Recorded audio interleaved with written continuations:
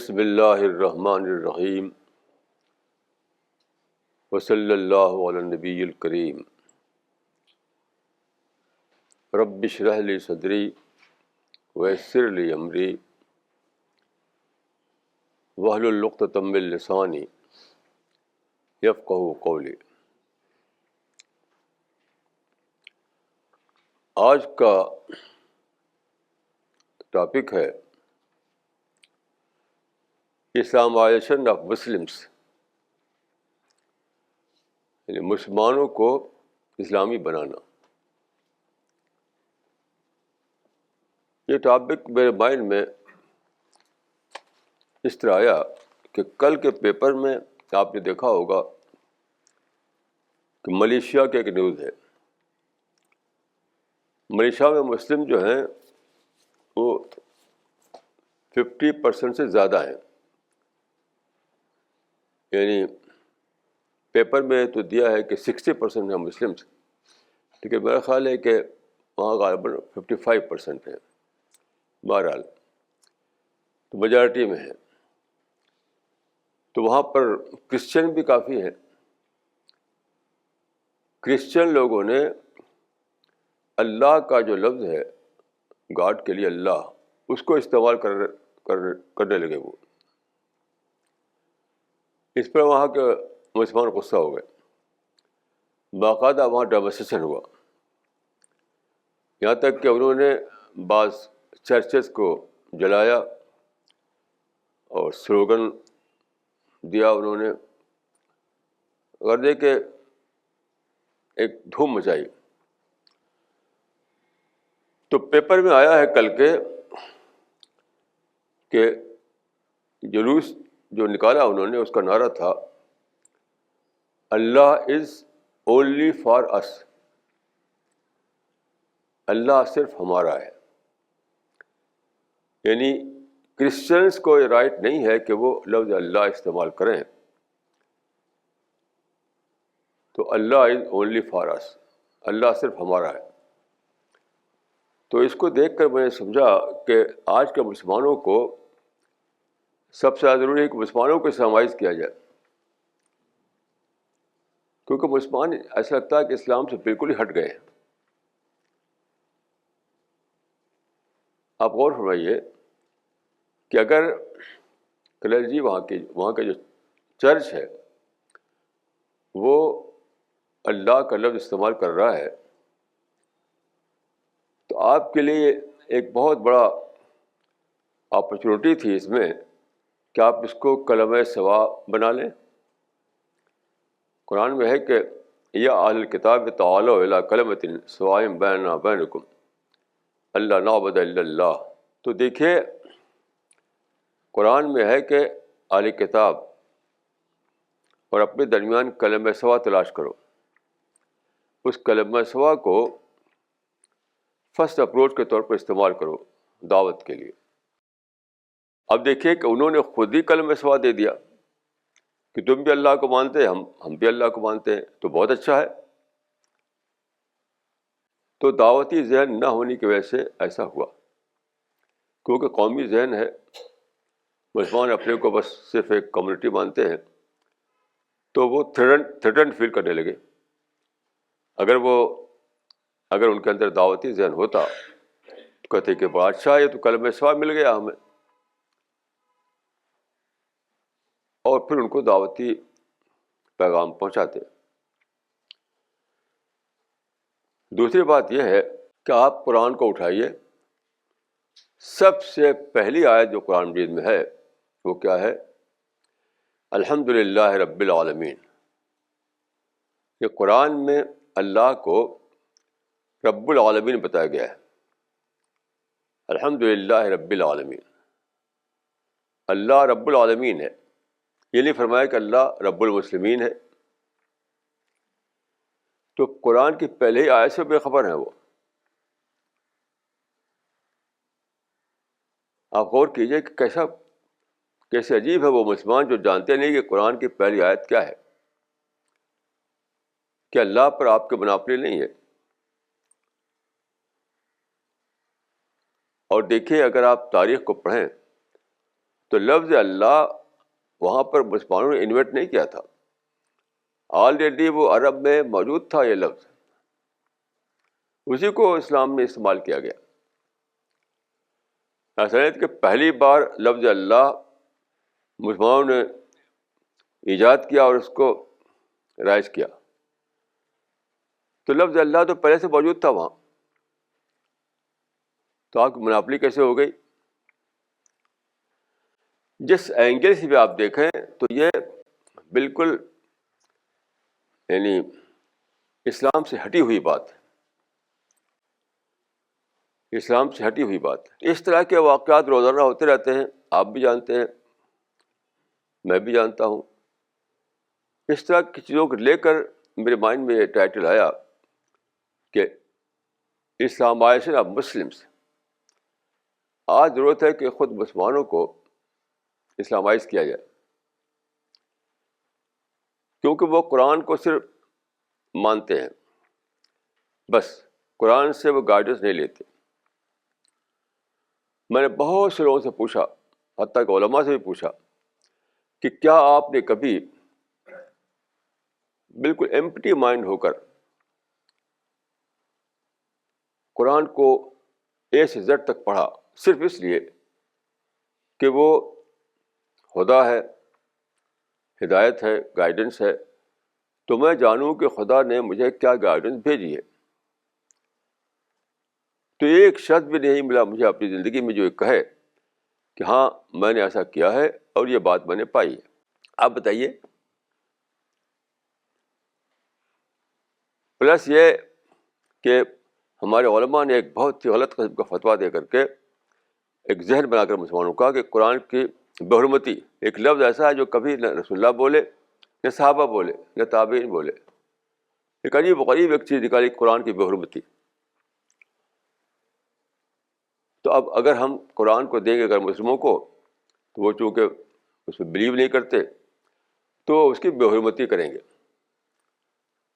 اس عملاً قرآن کو انہوں نے اپنی مناپلی بنا لیا، اپنے گھر میں طاق پر رکھیں گے، اپنی مسجدوں میں جزدان میں رکھیں گے، اور غیر مسلموں کو اس لیے نہیں دیں گے کہ وہ تو بے حرمتی کریں گے. تو یہ تو خود ساختہ ہے. کہاں بے حرمتی لکھا ہوا ہے؟ کہاں قرآن میں لکھا ہوا ہے کہ قرآن کی بے حرمتی کریں گے لوگ اس لیے انہیں قرآن نہ دو؟ یہ تو بدعت ہے. پھر جب قرآن کا ترجمہ کیا گیا تب انہیں لوگوں نے فتویٰ دیا کہ اس پر ٹیکسٹ بھی ضرور آنا چاہیے، قرآن کا متن. تو ایک طرف یہ مسئلہ نکالا کہ بغیر متن کے قرآن نہیں چھپے، دوسری طرف یہ مسئلہ کہ بے حرمتی کریں گے وہ. تو پریکٹیکلی یہ ہوا کہ وہ کوئی ان کو دیتا ہی نہیں تھا، چھاپ چھاپ کر کے بھی نہیں دیا لوگوں نے. یعنی غور کیجیے کہ یہ ڈبل غلطی ہے. ایک طرف تو یہ فتویٰ کہ قرآن کو ترجمہ بغیر ٹیکسٹ نہیں چھاپ سکتے، اور دوسری طرف یہ فتویٰ کہ اگر مسلم اس کی بے حرمتی کریں گے، مثلا یہ کہ وہ کہیں نیچے رکھ دیں گے، اوپر نہیں رکھیں گے. یہ سب خود ہی خود بنا لیا. تو پریکٹیکلی کیا ہوا کہ عملاً قرآن مجید کو دوسروں تک پہنچانے کا اسپرٹ ہی مسلمانوں میں ختم ہو گئی. عربی قرآن دینے کا تو کوئی مطلب ہی نہیں تھا، ٹرانسلیشن بھی نہیں دے پائے کیونکہ اس میں ٹیکسٹ شامل تھا. اب کچھ لوگوں نے ریوولٹ کر کے بغیر ٹیکسٹ کے ترجمہ چھاپا ہے، یہ ریوولٹ کر کے فتوے کے خلاف. تو میں سمجھتا ہوں کہ سب سے زیادہ ضرورت ہے اسلام مسلمانوں کو اسلامائز کرنے کی، کیونکہ اس کی وجہ سے کیا ہو رہا ہے، ایک طرف تو خود مسلمان اسلام سے دور ہو گئے ہیں، دوسری طرف وہ اسلام کو بدنام کرنے کا سبب بن رہے ہیں. عام طور پر سمجھا جاتا ہے کہ میڈیا بدنام کرتا ہے اسلام کو. میں اس کو نہیں مانتا. اسلام کو سب سے زیادہ بدنام کر رہے ہیں مسلمان.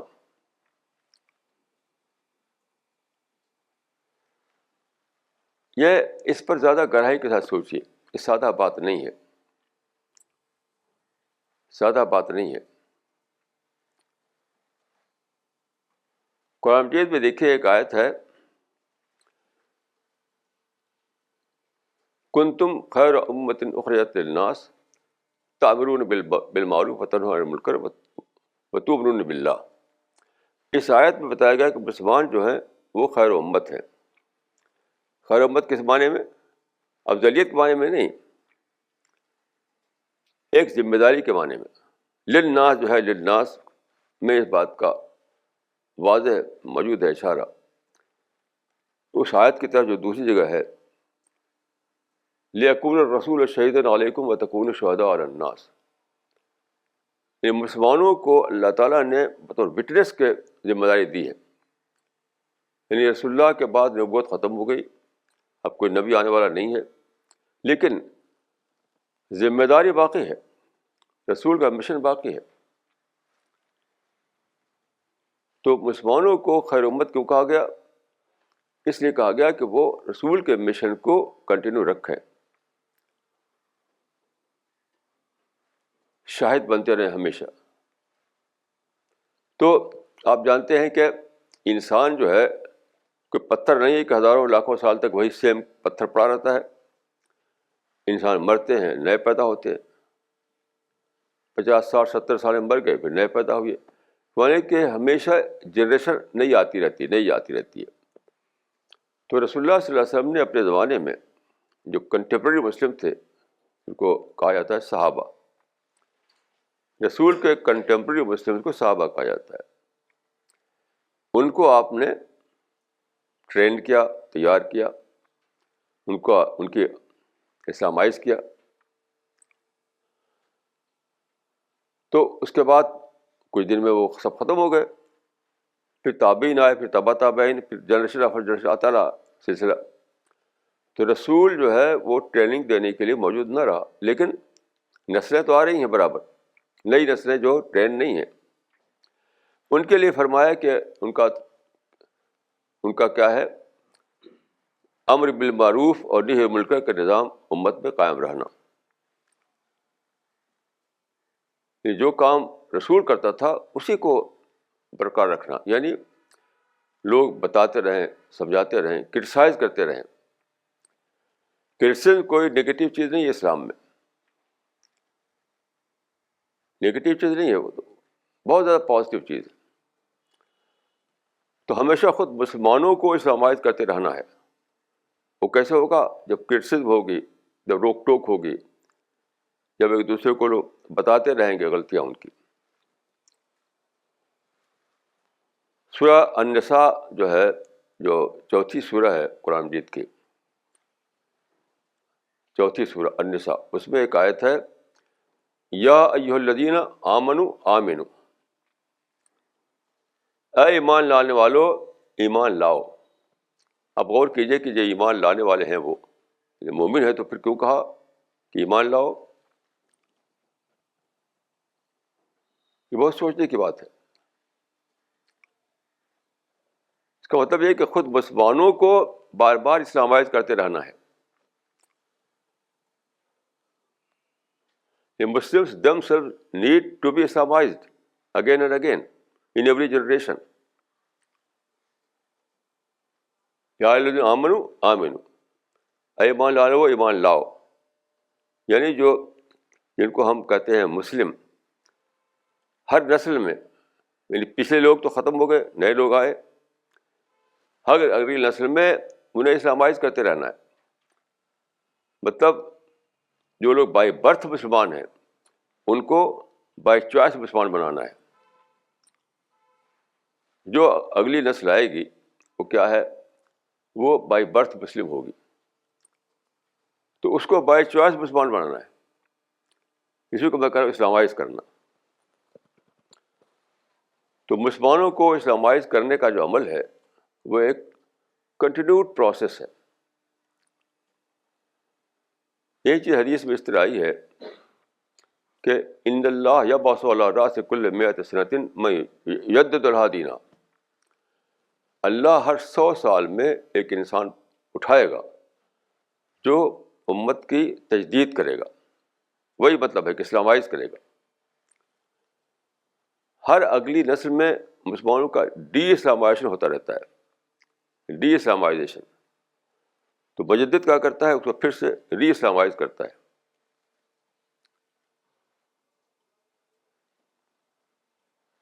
یعنی اسلامائزیشن آفٹر ڈی اسلامائزیشن، یہ ہے تجدید. کیونکہ اٹ از بٹ نیچرل کہ اگلی نسل میں لوگ بگڑ جائیں گے، ان کے عقیدے کمزور ہو جائیں گے، ان کے اخلاق میں بگاڑ آ جائے گا. اسی کو میں کہتا ہوں ڈی اسلامائزیشن. تو تجدید کا مطلب کیا ہے؟ Islamisation after de Islamisation. Degeneration ہوگا، بگاڑ آئے گا، تو اس کو پھر سے آپ اسلامائز کریں. یہ ایک کنٹینیوڈ پروسیس ہے. لیکن اس میں ایک بات یہ کرنا چاہوں گا کہ دیکھیے، صرف اتنا کافی نہیں کہ کوئی ایک شخص اٹھ کر بول دے، بتا دے. نہیں، پورا ماحول چاہیے، پورا انوائرمنٹ چاہیے. کیونکہ مسلمانوں میں موجودہ زمانے میں پچھلے 200 سال کے اندر سارا ماحول بگڑ گیا. تو لوگ بتانے والے تھے لیکن کسی نے سنا نہیں، کیونکہ ماحول نہیں، ایکسیپٹنس کا ماحول نہیں، سننے کا ماحول نہیں. کوئی ایک آدھ آدمی اٹھتا ہے، بولتا ہے، باقی لوگ کہتے ہیں نہیں بھائی یہ کیا ہے. تو پورے سماج میں ایک اسپرٹ ہونی چاہیے، ایک انوائرمنٹ ہونا چاہیے، ایک ماحول ہونا چاہیے، تب آپ کا بتانا کام آئے گا. ورنہ آپ کرٹیسائز کریں گے، آپ بتائیں گے اور کوئی سنے گا نہیں. تو ایک تو بتانے والا چاہیے، دوسرے کہ پورے کمیونٹی کے اندر اس کا ماحول ہونا چاہیے. مسجدوں سے ماحول بنایا جائے، مدرسوں سے ماحول بنایا جائے، جماعتوں سے ماحول بنایا جائے. یہ مسجدوں کا اور مدرسوں کا اور جماعتوں کا ایک فنکشن یہی ہے کہ وہ برابر امت کے اندر ماحول بنائے رہیں، تاکہ جب کوئی بتانے والا بتائے تو اس کو پکڑ سکیں لوگ. اب میں آپ کو مثال دیتا ہوں. دیکھیے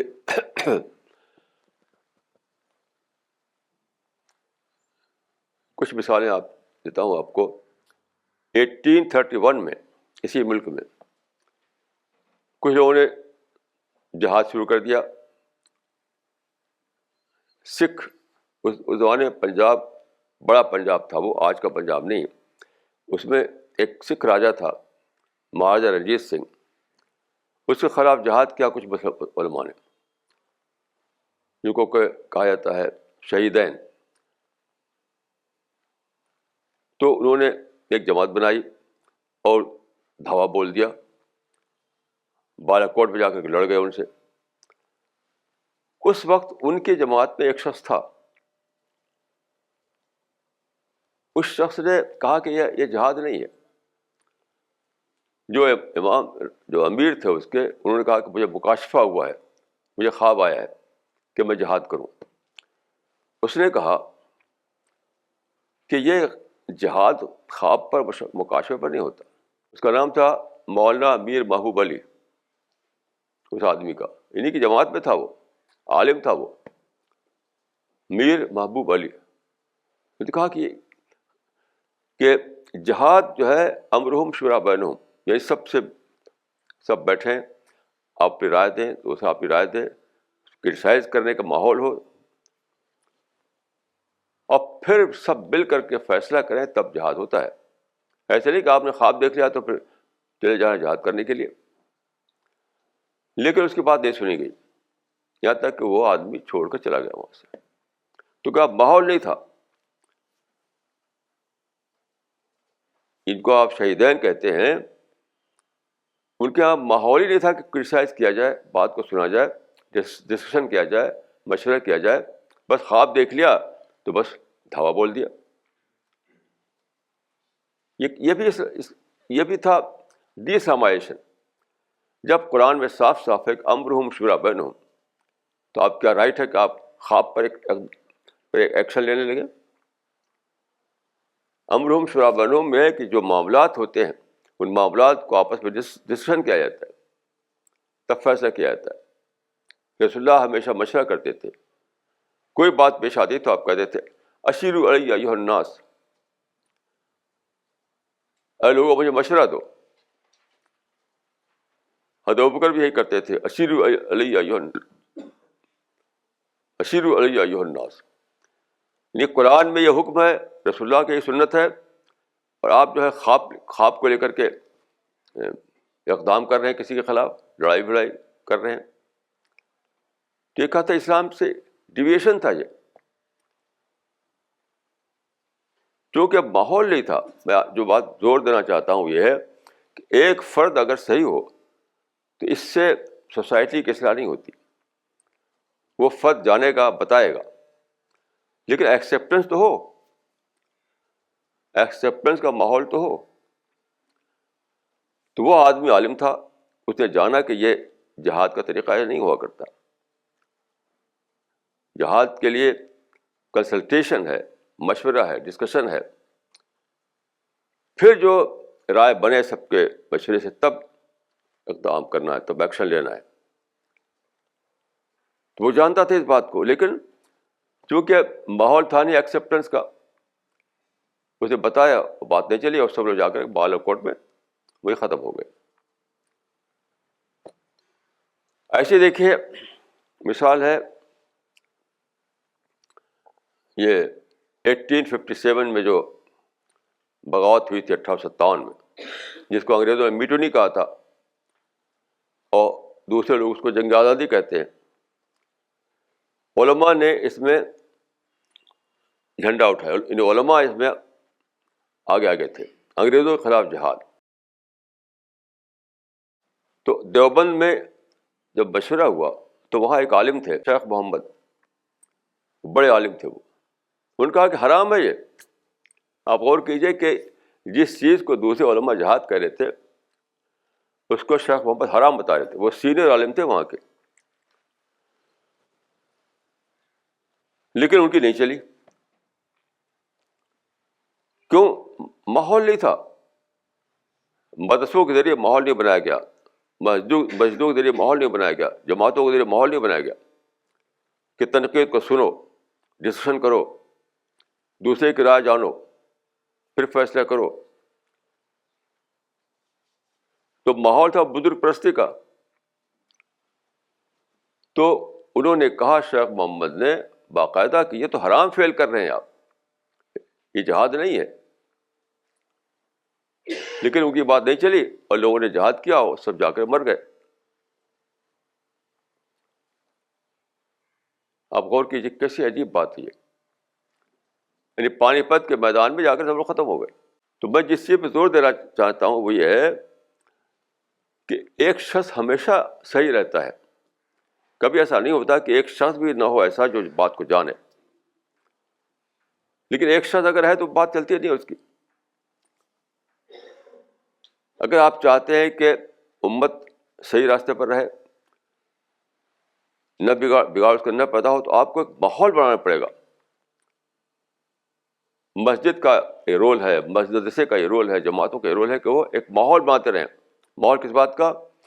لوگوں کے اندر یہ بتائیں اسپرٹ کہ بھائی تمہارے خلاف کوئی بات ہو سنو، کرسچن کو برا نہ مانو. جب کوئی کرسچن کرتا ہے تو برا نہ مانو اس کو.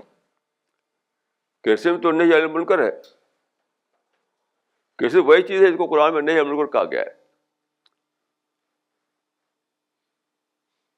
جس چیز کو قرآن مجید میں، حدیث میں منکر سے روکنا، نہیں علی منکر کہا گیا ہے، وہی تو ہے کرسچن. اور کیا ہے کرسچن؟ تو مسجدوں میں بتایا جاتا، مدرسوں میں بتایا جاتا، جماعتوں میں بتایا جاتا، جلسوں میں بتایا جاتا، تو ایک ماحول بنتا. ماحول تھا نہیں. تو 1857 میں علماء نے جو فیصلہ کیا تھا، اگرچہ ایک شخص، ایک سینئر عالم شیخ محمد اس کے خلاف کھڑے ہوئے کہ یہ تو غلط کام کر رہے ہو، لیکن ماحول چونکہ بنا نہیں ہوا تھا تو ان کی چلی نہیں. انہوں نے جہاد کر ڈالا اور کہا جاتا ہے 1.25 لاکھ علماء جو ہے انگریزوں کی گولی کا شکار ہو گئے. پھر میں مثال دیتا ہوں آپ کو فلسطین کی. فلسطین میں 1948 میں سے شروع ہوتا ہے قصہ. 1948 1948 یعنی بالفور ورڈکٹ جو تھا اس کے تحت پارٹیشن ہوا فلسطین کا. یعنی رفلی آدھا عربوں کو آدھا یہودیوں کو دیا گیا. وہاں بھی کھڑے ہو گئے لڑنے کے لیے جو عرب لیڈر تھے. سناریو کو پھر باہر ہم تم کو زندہ نہیں رہنے دیں گے, مار ڈالیں گے, ختم کر دیں گے یہودیوں کو. انتو ابناء القریدہ. اس وقت بھی ایک شخص کھڑا ہوا کہ غلط کام کر رہے ہیں, آپ ایکسیپٹ کر لیجیے اس فیصلے کو. تو اس کو کہا گیا کہ یہودیوں کے ایجنٹ ہے یہودیوں کے ایجنٹ ہے یہ. اس نے بہت ہی درد گندی کے ساتھ ایک شعر کہا تھا, سیعلم قومی اننی لا یغشہم, سیعلم قومی اننی لا اغشہم ومہما استطال اللیل فالصبح واصل. اس کا مطلب یہ ہے کہ میری قوم یعنی عرب لوگ جان لیں گے آئندہ کہ میں نے ان کو دھوکہ نہیں دیا ہے, میں یہودیوں کے ایجنٹ نہیں بناؤں. میں نے خیرخواہی کی بات کہی ہے. وہ محمد استطال اللیل فالصبح واصل, یعنی رات کتنی لمبی ہو آخر تو صبح آئے گی. یعنی بادل چھٹیں گے, غلط فہمیاں دور ہوں گی.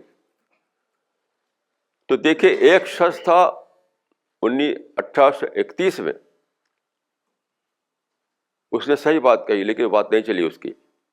ایک شخص تھا 1857 میں, صحیح بات کہی لیکن اس کی بات نہیں چلی. پھر ایک شخص تھا 1948 میں فلسطین کے معاملے میں, اس کی بات نہیں چلی. تو میں جس بات پر آپ کو متوجہ کرنا چاہتا ہوں وہ یہ ہے کہ کوئی ایک شخص صحیح بات کرنے والا ہمیشہ ہی رہتا ہے. اگر ایسا نہ ہوتا تو دنیا بہت پہلے ختم ہو چکی ہوتی. یاد رکھیے اگر ایک شخص بھی صحیح نہ ہو دنیا میں تو قیامت آ جائے گی. قیامت صرف اشرار کے اوپر نہیں, خدا دنیا کو رہنے دے گا. حدیث بات ہے کہ لا تقوم الساعة الا علی اشرار الناس, یعنی دنیا میں سب 100% لوگ برے برے ہو جائیں تو کیا آپ سمجھتے ہیں قیامت نہیں آئے گی؟ تو اگر کبھی ایسا ہوتا کہ دنیا میں سے برے برے ہوتے لوگ تو قیامت پہلے آ چکی ہوتی. تو یاد رکھیے کوئی ایک شخص صحیح ہمیشہ ہی ہوتا ہے, لیکن اس کی صحیح بات چلے, وہ پریکٹس میں آئے, وہ لوگ اس کا فائدہ اٹھائیں. یہ کب ہوگا؟ جب معاشرہ ہوگا, جب ماحول ہوگا, جب انوائرمنٹ ہوگا, جب لوگوں کے اندر اسپرٹ آف ایکسیپٹینس ہوگا. اس کے ذمہ دار کون لوگ ہیں؟ ہمارے مدرسے, ہماری مسجدیں, ہمارے ادارے, ہماری جماعتیں. انہیں یہ بار بار بولتے رہنا چاہیے کہ دیکھو تنقید جو ہے, کرٹیسزم جو ہے وہ نئی المنکر کا کام ہے. وہ یہ جو حدیث قرآن میں بتایا گیا ہے وہی ہے جس کو انگریزی میں کہتے ہیں کریکٹیو میجرز, یعنی بگاڑ کو ٹھیک کرتے رہنا, کرپشن کو ٹھیک کرتے رہنا. تو ایک پروسیس اللہ تعالیٰ نے رکھا ہے, اسی کو کہا گیا قرآن مجید میں نہی عن المنکر, اسی کو ہم کہتے ہیں کرٹیسزم, اسی کو کہتے ہیں کریکٹیو میجرز. تو کچھ لوگ ایسے ہمیشہ ہوتے ہیں بتانے والے, لیکن اصلاح کیوں نہیں ہوتی؟ لوگوں میں ایکسیپٹینس نہیں ہوتا. ایکسیپٹینس کیوں نہیں ہوتا ہے؟ کہ لوگ جو ہے اسپرٹ نہیں جگاتے لوگوں کے اندر.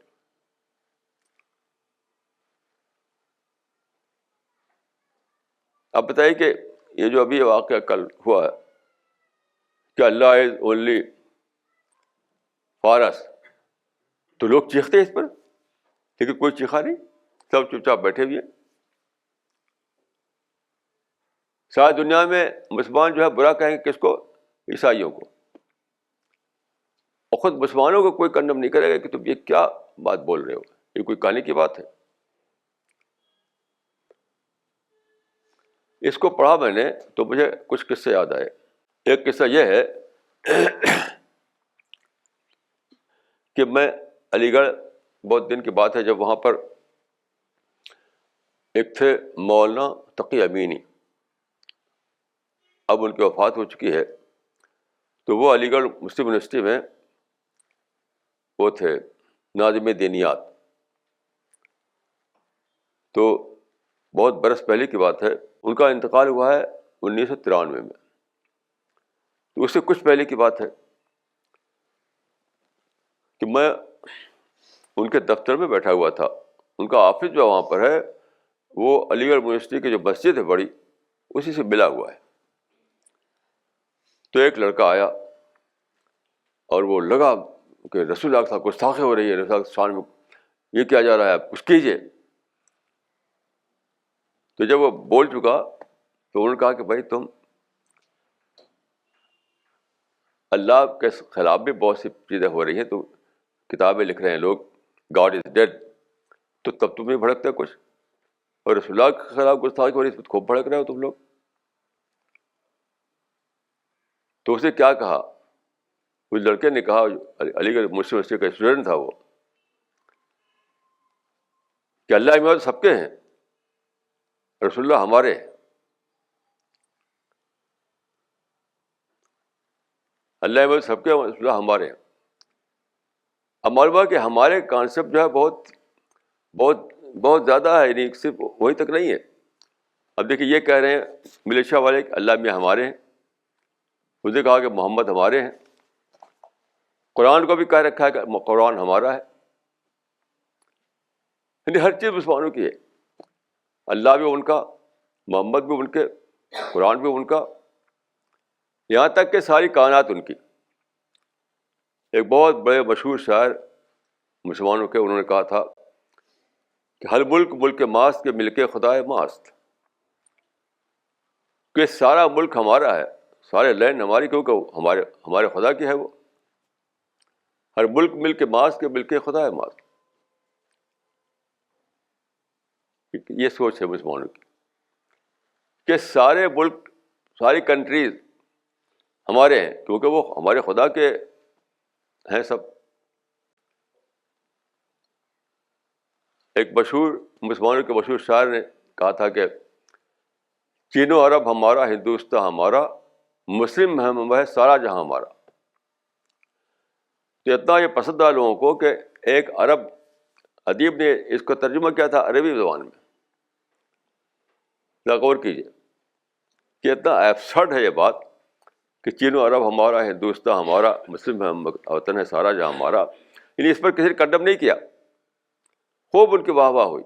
الصین لنا والعرب لنا والہند لنا والکل لنا. اس شعر کا عربی ترجمہ ہے الصین لنا والعرب لنا والہند لنا والکل لنا. سب کچھ ہمارا ہے کیونکہ وہ ہمارے خدا کا ہے.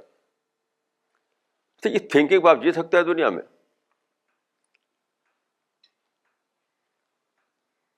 یہ ہر چیز مسلمانوں کی مناپلی ہے.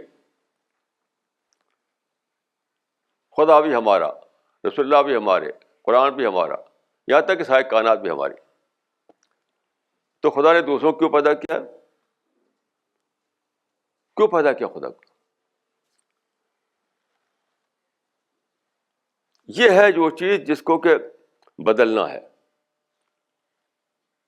جس کو بدلنا ہے. یہ چیز ہے اس کو بدلنا ہے. اسی کو میں کہہ رہا ہوں کہ Islamisation of Muslims, Islamisation of Muslims. اب دیکھیے اس وقت جہاد چلا رہے ہیں مسلمان جگہ جگہ، یہاں تک کہ جب جہاد میں انہیں سکسیس نہیں ملی تو سوسائڈ بامبنگ شروع کر دی. اور ساری دنیا میں کوئی عالم نہیں ہے جو کہے کہ حرام ہے. یہ کوئی بول نہیں رہا ہے. ایک آدھ آدمی بولتا ہے تو چونکہ عمومی طور پر جیسے میں بولتا ہوں میں بھی ایک عالم ہوں، میں بولتا ہوں، لیکن چونکہ ہمارے علماء نے، ہمارے مسجدوں نے، ہمارے مدرسوں نے ماحول نہیں بنایا تو عمومی طور پر ایکسیپٹ نہیں ہو رہی وہ.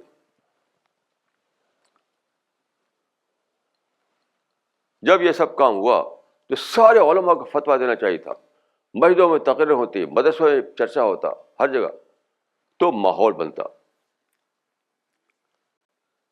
دیکھیے خدا کا قانون جو ہے وہ یہ ہے کہ بہت زیادہ وزڈم آدمی کسی ایک ہی انسان کو دیتا ہے. ایسا نہیں ہوتا کہ وائز لوگ جو ہے کروڑوں کی تعداد پیدا کر دیا جائے، یہ اللہ کا طریقہ نہیں ہے. سپر وزڈم اللہ تعالیٰ کسی ایک کو دیتا ہے. ہمیشہ یاد رکھیے یہ اللہ تعالیٰ کے لا آف نیچر ہے. یہ لا آف نیچر کو سمجھیے آپ. یہاں آپ کو کوآپریشن دینا چاہیے اللہ کے قانون کو. وہ کیا ہے؟ آپ کو جاننا چاہیے کہ اللہ تعالیٰ سپر وزڈم کسی ایک ہی کو دے گا، وہ بتائے گا لوگوں کو. لیکن آپ کی ذمہ داری کیا ہے؟ لوگوں کے ایکسیپٹنس پیدا کرنا، ایکسیپٹنس پیدا کرنا کہ جب وہ وائز آدمی بتائے تو لوگ اس کو سمجھ سکیں اس کی بات کو. یہاں تو انٹلیکچوئل گیپ ہے. وائز آدمی کی بات لوگوں کی سمجھ میں نہیں آتی. وہ صبر کی بات کہے گا تو لوگ اس کو پسپائی سمجھیں گے. وہ جہاد کی بات منع کرے گا تو کہیں کہ تو انیکشن کی طرف بلا رہے ہو تو ہم کو. تو یہاں پر خدا کی اسکیم کو سمجھیے آپ، خدا کی اسکیم کو سمجھیے آپ. وفوق کل ذی علم علیم. بہت گہری عقل، بہت گہری وزڈم، بہت گہری سمجھ خدا ایک دو آدمی کو دیتا ہے، سب کو نہیں دیتا ہے. تو سب کو کیا ہے؟ قرآن میں یہ بات بتائی گئی ہے لِيَتَّخِذَ بَعْضُكُم بِبَعْضٍ سُخْرِيًّا. بیشتر لوگ اس لیے کہ وہ فالو کریں. یہ بہت زیادہ سمجھنے کی بات یہ ہے. لِيَتَّخِذَ سخری کے معنی مسخرہ نہیں ہے. لِيَتَّخِذَ بَعْضُكُم بِبَعْضٍ سُخْرِيًّا، تاکہ اللہ تعالیٰ جب پیدا کرے ایسا انسان جو زیادہ سمجھ رکھتا ہو، زیادہ عقل رکھتا ہو، زیادہ وزڈم اس کے اندر ہو، بقیہ لوگ اس کو مانیں. کہ مسجدوں میں دیکھیے ایک امام ہوتا ہے، باقی سارے پیچھے رہتے ہیں. ایک آدمی امامت کرتا ہے، دوسرے لوگ اس کو فالو کرتے ہیں. یہی پرنسپل ہے پوری زندگی میں. مسجد کا پرنسپل جو ہے وہ اسٹیٹ کرتا ہے لا آف نیچر کو. بہت بڑا سبق مسجد میں رکھا گیا ہے، ہمالیین سبق. یہ ہے کہ امام ایک ہی رہے گا، سب کے سب امام نہیں ہوں گے. مسجد جو ہے ایک بہت ہی بڑا سبق دیتی ہے، ہمالیین لیسن. کہ دیکھو بھائی لا آف نیچر جو ہے اس میں ایک ہی شخص امام رہے گا، سب کو فالوور بننا پڑے گا. یہی گریٹر لیول پر زندگی میں ہے کہ گہری وزڈم، بڑی عقل، گہری سوچ اللہ تعالیٰ صرف ایک دو آدمی کو دیتا ہے. باقی لوگ فرض ہے کہ اس کو فالو کریں، مقتدی بن جائیں. یہ ہے مسجد کے سبق. ہمارے جو ادارے ہیں، چاہے مسجد ہو یا مدرسہ ہو یا جماعتیں ہوں، وہ کام نہیں کرنے جو انہیں کرنا چاہیے تھا. یہ کریں کہ ان کے اندر ایکسیپٹنس پیدا کریں، کرٹیسزم کو برا نہ مانیں، یہ مزاج بنائیں. بتانے والا بتائے تو اس کو پکڑیں، رستہ دکھانے والا دکھائے تو اس طرف چلنے لگے. یہ مزاج بنائیں. تو ایک ہے ایک شخص کا گائیڈ کرنا، دوسری چیز ہے لوگوں کا اس کو فالو کرنا.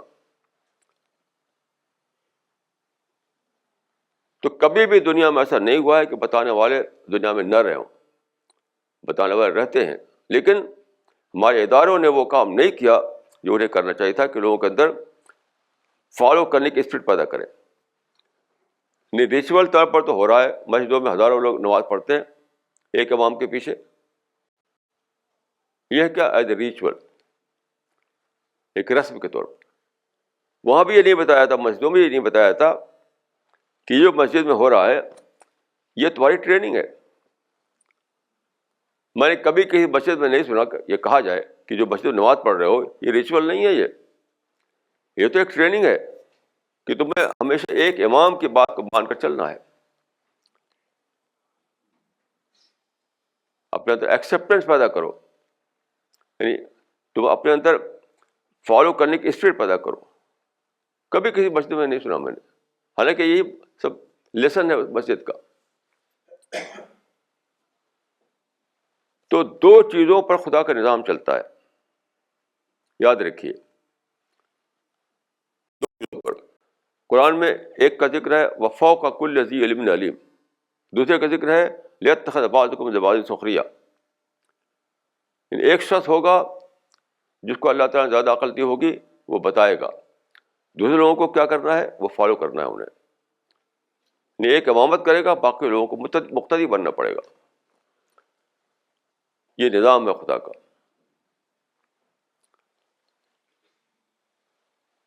تو یہ ہمیشہ ہر نسل میں, ہر جنریشن میں یہ کام ہوتا رہے گا. تو اس زمانے میں 20th سینچری میں میں کہتا ہوں سب سے زیادہ بگاڑ جو آیا ہے امت میں, یہی اسی میں آیا ہے. جب کہ دنیا میں پرنٹنگ پریس آیا, جب دنیا میں میڈیا آیا, جب دنیا میں کمیونیکیشن آیا, جب دنیا میں انٹریکشن بڑھا, جب دنیا میں فریڈم آیا, ڈیموکریسی آئی, یہ ایک نیا دور تھا, ایک نیا دور تھا. اسی دور میں ساری خرابیاں مسلمانوں کو اندر آ گئی. پہلے لوگ جو تھے دبے ہوئے رہتے تھے, محدود زندگی ہوا کرتی تھی. ایگریکلچرل پیریڈ میں بہت محدود زندگی ہوتی تھی. ہم نے وہ دور دیکھا اپنے بچپن میں, بہت ہی لمیٹڈ وے میں رہتے تھے لوگ, بہت ہی لمیٹڈ وے میں. جب میں گاؤں میں تھا پہلے بچپن میں شہر میں نہیں, شہر میں تو ترقیاں ہو چکی تھی, لیکن گاؤں میں تو کچھ بھی نہیں تھا. ہمارے گاؤں میں تو کوئی نہ پیپر آتا تھا, نہ کوئی وہاں لیڈر کا بھی آتا تھا, نہ کوئی جلسہ ہوتا تھا. وہاں کچھ بھی نہیں تھا. وہاں نہ وہاں روڈ بھی نہیں تھی پہلے, کچھ بھی نہیں. تو پہلے زمانے میں جب ایگریکلچرل پیریڈ تھا, اس زمانے میں بگاڑ بہت ہی کم تھا. اب جو یہ سب نئے دنیا آئی تو بگاڑ کا ایک طوفان آ گیا. تو نئی دنیا میں نے دیکھی اپرچونیٹی کھلی تھی. اس اپرچونیٹی کو پازیٹیو وے میں اویل نہیں کیا گیا.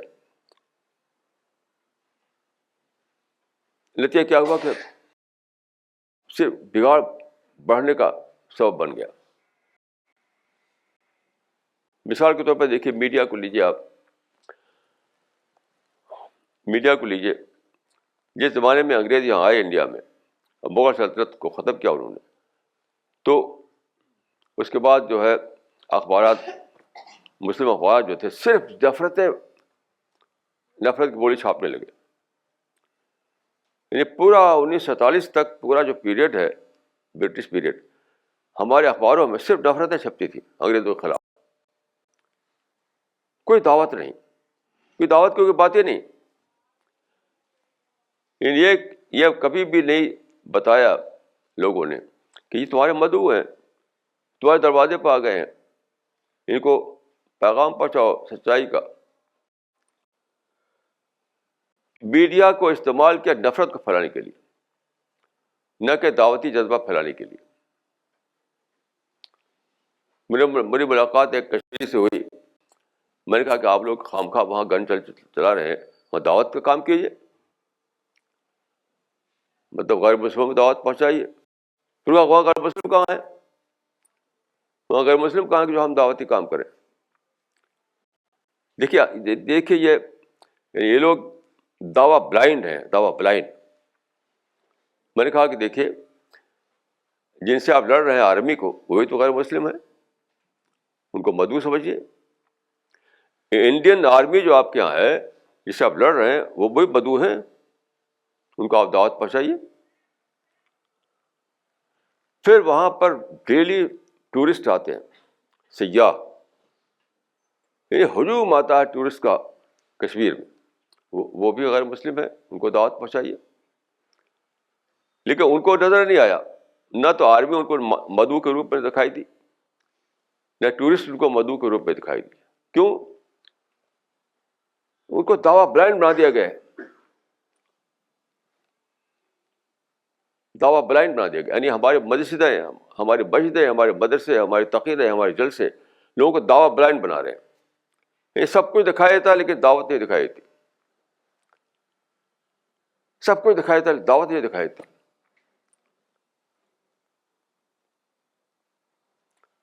چند دن پہلے ایک ساتھ سے میری ملاقات ہوئی جو درس قرآن کا سلسلہ چلا رہے ہیں. ایسے بہت سے لوگوں سے میں ملا ہوں جو درس قرآن چلاتے ہیں. تو میں نے ان سے کہا کہ کیا طریقہ ہوتا ہے آپ کا؟ تو سب مسلم کو لے کر بولتے ہیں، یعنی ان کا درس جو ہے مسلم اورینٹڈ ہوتا ہے. تو میں نے کہا کہ قرآن میں آپ یہ پڑھا ہے؟ قرآن بھرا ہوا ہے انسان انسان انسان سے، ایھا الانسان ایھا الانسان ایھا الانسان. تو آپ کے درس کو انسان اورینٹڈ ہونا چاہیے، نہ کہ مسلم اورینٹڈ. کیونکہ سینکڑوں ہزاروں درس قرآن ہے 20ویں صدی میں چلتے رہے، کہیں بھی ایک بھی دیکھیے آپ تو انسان اورینٹڈ درس نہیں ہوتا لوگوں کا، مسلم اورینٹڈ ہوتا ہے. یعنی قرآن پڑھتے ہیں لیکن اس میں صرف مسلمان دکھائی دیتے ہیں، انسان نہیں دکھائی دیتا ان کو، کیونکہ سب دعویٰ بلائنڈ ہے. تو اس مدت میں ایسے لوگ ضرور پیدا ہوئے جنہوں نے دعوت کی بات کہی لیکن وہ ایکسیپٹ نہیں ہوئی. کیوں؟ ہمارا میڈیا، ہمارے مسجدیں، ہمارے جلسے، ہمارے مدرسے، ہماری جماعتیں سب باتیں کرنے کی نفرت کی باتیں. جہاں باتیں نفرت کی ہو رہی ہوں وہاں دعوت کیا ہوگی؟ جن لوگوں کو آپ کو سچائی کا پیغام پہنچانا ہے ان سے آپ متنفر ہو جائیں، ان سے آپ کے اندر ہیٹ آ جائے، تو آپ دعوت کیسے دیں گے ان کو؟ دعوت تو وہی ہے جو حضرت مسیح نے کہا تھا کہ لو یور اینیمی. اس کا مطلب کیا ہے لو یور اینیمی کا؟ کہ دائی بننا چاہتے ہو تو اینیمی سے ہی محبت کرنا سیکھو. اس کا مطلب یہی ہے. لو یور اینیمی کا مطلب یہ ہے کہ اگر تم خدا کے ہاں دعوت کا کریڈٹ لینا چاہتے ہو تو اینیمی سے بھی محبت کرنا سیکھو، تب تم دعوت دے سکو گے. ٹھیک ہے، ہو گئے لوگ دعویٰ بلائنڈ.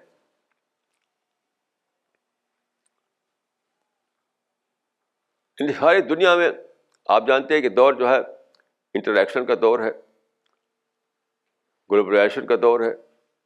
ہر جگہ لوگ آ رہے ہیں جا رہے ہیں، آ رہے ہیں جا رہے ہیں. تو مدعو تو آپ کے ڈور پر ہر جگہ موجود ہے. وہ روڈ پہ چل رہا ہے، وہ پارکوں میں موجود ہے، اس کو آپ بس اسٹیشن پر، ریلوے اسٹیشن پر، ایئرپورٹ پہ پا سکتے ہیں. ہر جگہ مدعو بکھرا ہوا ہے کیونکہ یہ زمانہ ہے کمیونیکیشن کا، گلوبلائزیشن کا. ایک مسلمانوں کی جماعت ہے، ایک مسلم جماعت، اس نے کتاب چھاپی ہے گلوبلائزیشن کے اوپر. گلوبلائزیشن کو بہت ہی برا بھلا کہا ہے. یعنی گلوبلائزیشن جو ہے وہ استعمار کا ہتھ کنڈا ہے. استعمار جو ہے مطلب امریکہ جو ہے وہ چاہتا ہے کہ لوگوں کو جال میں پھنسائے. اس قدر لاؤ بات ہے یہ. گلوبلائزیشن کے معنی ہے کہ یعنی ایکسپینشن آف دعوی اپرچونیٹیز. اگر آپ کے اندر نظر ہو دعوتی تو آپ گلوبلائزیشن پر اللہ تعالیٰ شکر ادا کریں گے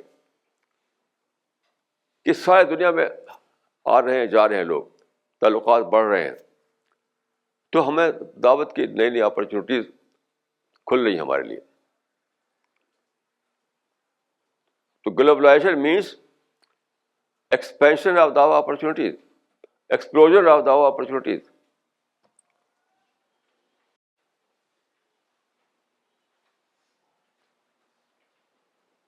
تو ہماری میڈیا نے، یعنی مسلم میڈیا نے، میں سیکولر میڈیا پہ کچھ بھی شکایت نہیں کرتا. سیکولر میڈیا تو ایک انڈسٹری ہے، اس کی شکایت کیا ہے؟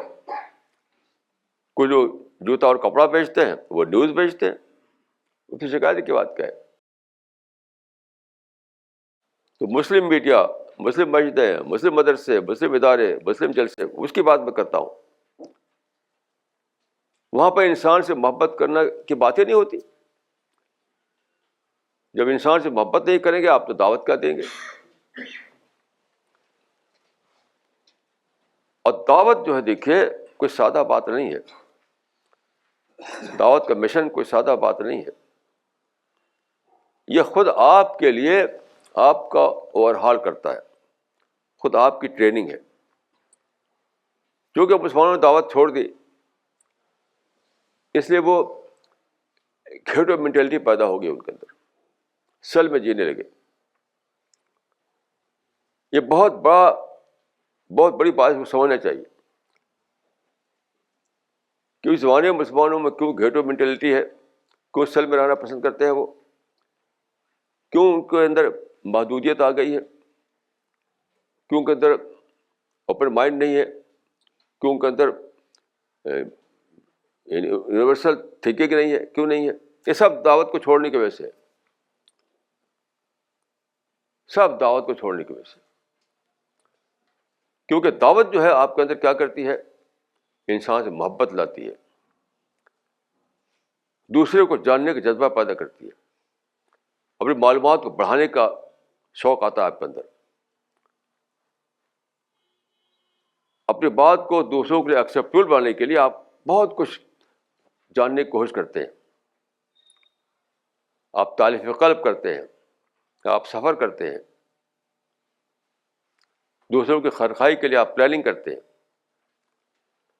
اس طرح سے آپ کی پرسنالٹی جو ہے بہت زیادہ بڑھتی ہے، آپ کا ہورائزن بہت زیادہ بڑھتا ہے، آپ کا مائنڈ بہت زیادہ کھلتا ہے. تو دعوت جو ہے وہ کچھ سادہ بات نہیں ہے. دعوت خود آپ کے اندر ایک انقلاب لانے کا ذریعہ ہے. وہ آپ کی پرسنالٹی کو ریولیوشنائز کرتی ہے. دعوت جو ہے دعوت is a source of revolutionisation of your personality.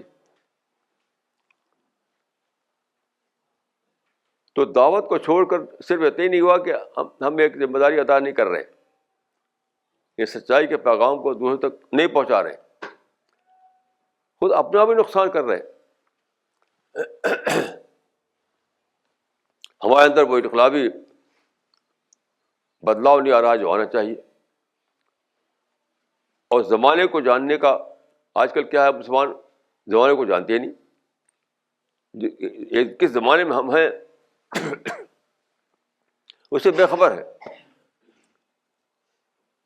اگر دعوت ہو تو آپ بہت زیادہ چاہیں کہ زمانے کو جاننا. جیسا حدیث میں ہے کہ این یکون بصیرا بے زمانی، اپنے زمانے کو بہت زیادہ جاننا چاہیں گے آپ، تبھی تو آپ دعوت کو سکسیسفل طور پر چلا سکیں گے. جو آدمی اپنے زمانے کو نہ جانے، اپنے کنٹمپریری لوگوں کو نہ جانے، جو اپنے زمانے کے مائنڈ کو نہ جانے، وہ دعوت کیسے کرے گا افیکٹو طریقے سے؟ تو دعوت کو چھوڑنے سے کیا ہوا؟ زمانے سے بے خبری، ان اویئرنیس. یعنی اتنی زیادہ اس کے پہلو ہیں کہ اس کو ہم گن نہیں سکتے. کل کے پیپر میں ایک چیز چھپی ہے، اس کو میں وہ کرنا چاہتا ہوں، آپ کو بتانا چاہتا ہوں. ہمارے کچھ ساتھی جو ہیں وہ دلی میں ایک بہت ہی ویل نون سینئر جرنلسٹ ہیں، ان کے پاس گئے. سینئر جرنلسٹ ہے، بہت اچھی انگلش ان کی ہے، بہت ہی زیادہ پاپولر ہے، ان کی چیزیں لوگ پڑھتے ہیں. تو انہوں نے لکھا ہے، ان کا ایک ویکلی کالم آتا ہے، اس کے اندر یہاں سے جو ٹرانسلیشن چھپا ہے قرآن مجید کا انگلش ٹرانسلیشن، اور اس ٹرانسلیشن کو لے کر کے وہ ہمارے کچھ ساتھی ان سے ملے، ان کو دیا انہوں نے. تو انہوں نے لکھا ہے کہ میں بہت دنوں سے قرآن کے انگلش ترجمے پڑھتا ہوں، کئی ترجمے میرے پاس ہیں، مختلف ترجمے میں پڑھتا رہا ہوں. کیونکہ یہ جو ٹرانسلیشن ہے یہ پہلی بار ہے کہ بہت ہی کلیئر ہے، بہت ہی ایزیلی انڈرسٹینڈیبل ہے اور ماڈرن ایڈیم میں ہے. تو اس میں جو مجھے جو چیز محسوس ہوئی وہ یہ ہے کہ پرنٹنگ پریس 200 سال سے ہے دنیا میں، اور آج تک مسلمان یہ بھی نہیں کر سکے کہ ایک اچھا ٹرانسلیشن انگلش میں دنیا کو دے سکے. کیسی عجیب بات ہے کہ پہلی بار 21 سینچری میں یہ پاسبل ہوا کہ لوگوں کو ایک اچھا انگلش ٹرانسلیشن ملے، اچھا چھپا ہوا، اچھی لینگویج میں، اس پہ کلیئرٹی ہو اور لوگوں کو پہنچایا بھی جائے. یہ کیسی عجیب بات ہے. تو لوگوں نے ترجمے کیے ہیں بس، یعنی ایک سمجھیے کہ ایک خوش عقیدگی کے تحت ہماری کتاب ہے اس کا ترجمہ کریں گے، لیکن دعوتی ذہن کے ساتھ ترجمے نہیں ہوئے. اگر دعوتی ذہن کے ساتھ ترجمے ہو تو آپ سوچیں کہ جو جس کو مجھے پہنچانا ہے اس کے لحاظ سے بہت زیادہ اٹریکٹیو ہونا چاہیے. اس کی لینگویج اس کے لحاظ سے بنائے گے آپ، اس کا کلیئرٹی لائیں گے آپ، اس کی چھپائی اس کے مطابق کریں گے آپ، اس کو زیادہ سے زیادہ اپ ٹو دا اسٹینڈرڈ بنائیں گے اس کو آپ. لیکن مدعو جو ہے ان کے سامنے نہیں تھا، خود بس اپنی کتاب ہے اس کو ترجمہ کرنا ہے، اور بس اس کو میں کہتا ہوں خوش عقیدگی. تو اگر ہمارا کچھ کام بھی ہوا تو خوش عقیدگی کے تحت ہوا ہے، سائنٹیفک طور پر نہیں ہوا، دعوتی اسپرٹ کے ساتھ نہیں ہوا ہے.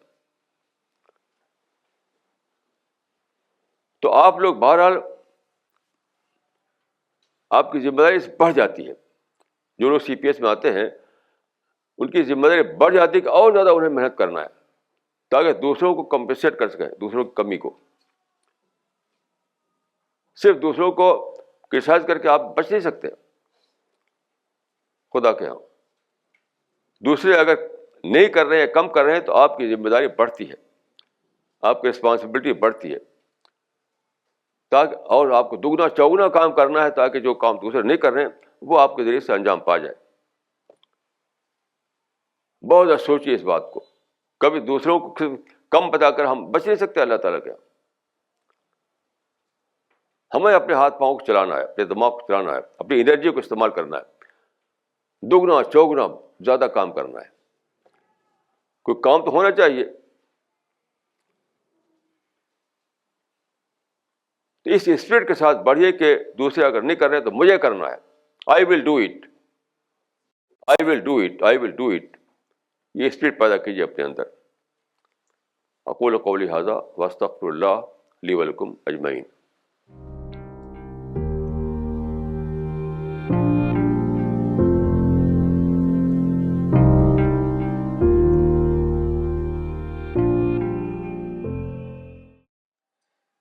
This question is from Maulana Zakwan Nadwi from Delhi.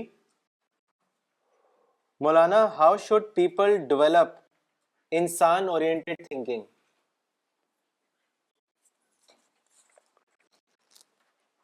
پہلی بات تو یہ ہے کہ اگر آدمی قرآن کو پڑھے آبجیکٹو مائنڈ کے ساتھ تو قرآن کا پڑھنا اپنے آپ ہی اس کے اندر انسان اورینٹڈ تھنکنگ لائے گا. کیونکہ سارے قرآن میں کیا ہے، انسان کو ایڈریس کیا گیا ہے، الناس کو ایڈریس کیا گیا ہے، بشر کو ایڈریس کیا گیا ہے، لوگوں کا ایڈریس کیا گیا ہے، عباد اللہ کا ایڈریس کیا گیا ہے. تو سارا قرآن ایڈریس کر رہا ہے انسان کو.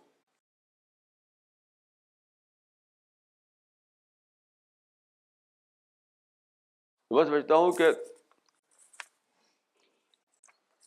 بائی نیچر ہی ہمارے اندر انسانی مزاج پایا جاتا ہے بائی نیچر. کیونکہ میں انسان تو دوسرا بھی انسان، میں انسان دوسرا تو جوڑیا تو نہیں ہے. ہر انسان کو میں دیکھتا ہوں کہ جیسا میں ہوں ویسا وہ ہے. میرے جیسے ہاتھ پاؤں اس کے اندر بھی ہے، میرے جیسے ہاتھ پاؤں اس کے بھی ہے. لیکن خود قرآن جو ہے اگر آپ پڑھیں باعث کے بغیر تو قرآن آپ کو انسان اورینٹڈ بنا دے گا. لیکن مسلم اب جو ایسا ہے کہ جو لوگ درس قرآن دیتے ہیں ان کے اندر بھی تھنکنگ نہیں. 100 برس سے لوگ درس قرآن دے رہے ہیں ہر مسجد میں, ان کے اندر بھی انسان اورینٹڈ تھنکنگ نہیں. کیوں؟ وہ ماحول سے ان کی کنڈیشننگ ہو چکی ہے. جتنے درس قرآن دینے والے ہیں اپنے ماحول کا پروڈکٹ ہوتے ہیں. وہ ماحول میں کیا ہے, باتیں ہوتی ہیں مسلمان کی, بس مسلمان ہی ان کا مرکز محور ہوتے ہیں. تو مسجد میں, مدرسے میں, ماحول میں, ہر جگہ, گھر میں جب مسلمان مسلم کا چرچا ہو اور دوسروں کو نگیٹو طریقے سے یاد کیا جائے, مسلمانوں کو یاد کیا جاتا ہے پازیٹیو طریقے پر اور دوسروں کو یاد کیا جاتا ہے نگیٹو طریقے پر, گھر سے لے کر باہر تک. یہ جو مسلم ماحول ہے اس کا نتیجہ یہ ہے کہ جو درس قرآن دیتے ہیں وہ بھی اس سے بے خبر ہے کہ سارا معاملہ انسان اورینٹڈ معاملہ ہے. تو قرآن ہی کافی ہے آدمی کو بتانے کے لیے ہماری سوچ انسان کو لے کر ہونی چاہیے, نہ کہ ایک کمیونٹی کو لے کر کے. ضرورت ہے آبجیکٹیوٹی کی, ان بائس تھنکنگ کی, ایزٹس تھنکنگ کی.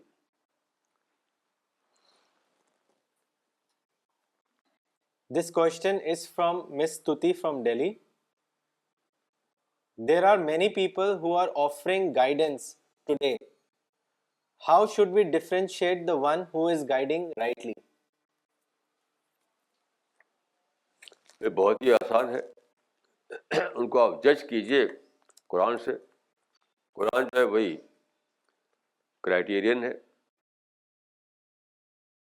کرائیٹیرین تو قرآن ہے, اس کو مہیمن کہا گیا ہے, مہیمن. تو کسی بھی کی بات کو جج کیجئے قرآن سے. جیسے مثال کے طور پر ابھی میں نے مثال دی آپ کو کہ یہ جو ملیشیا کے لوگ, ملیشیا کے مسلمانوں نے نعرہ لگایا کہ اللہ از اونلی فاسٹ.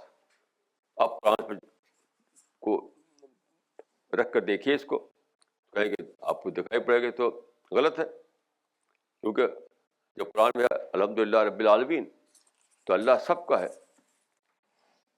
کون معلوم ہو جائے کہ جو یعنی ایسی بات ہے جو اس کا قرآن سے کوئی تعلق نہیں ہے, ان اسلامک ہے. تو بہت ہی آسان ہے, کیونکہ اللہ تعالیٰ نے قرآن کی شکل میں ہمیں ایک کرائیٹیرین دے دیا ہے, ایک کسوٹی دے دی ہے, ایک میجرمنٹ دے دیا ہے, ایک یارڈ اسٹک دے دیا ہے. اس کو اپلائی کیجیے اور فوری معلوم ہو جائے گا کہ کیا ٹھیک ہے, کیا بے ٹھیک ہے, کیا صحیح ہے, کیا غلط ہے. This question is from Mr. Nafis Shiraz from Delhi. خدا کی نظر میں انسان کے دوارا کیا جانے والا سب سے بڑا گناہ کون سا ہے؟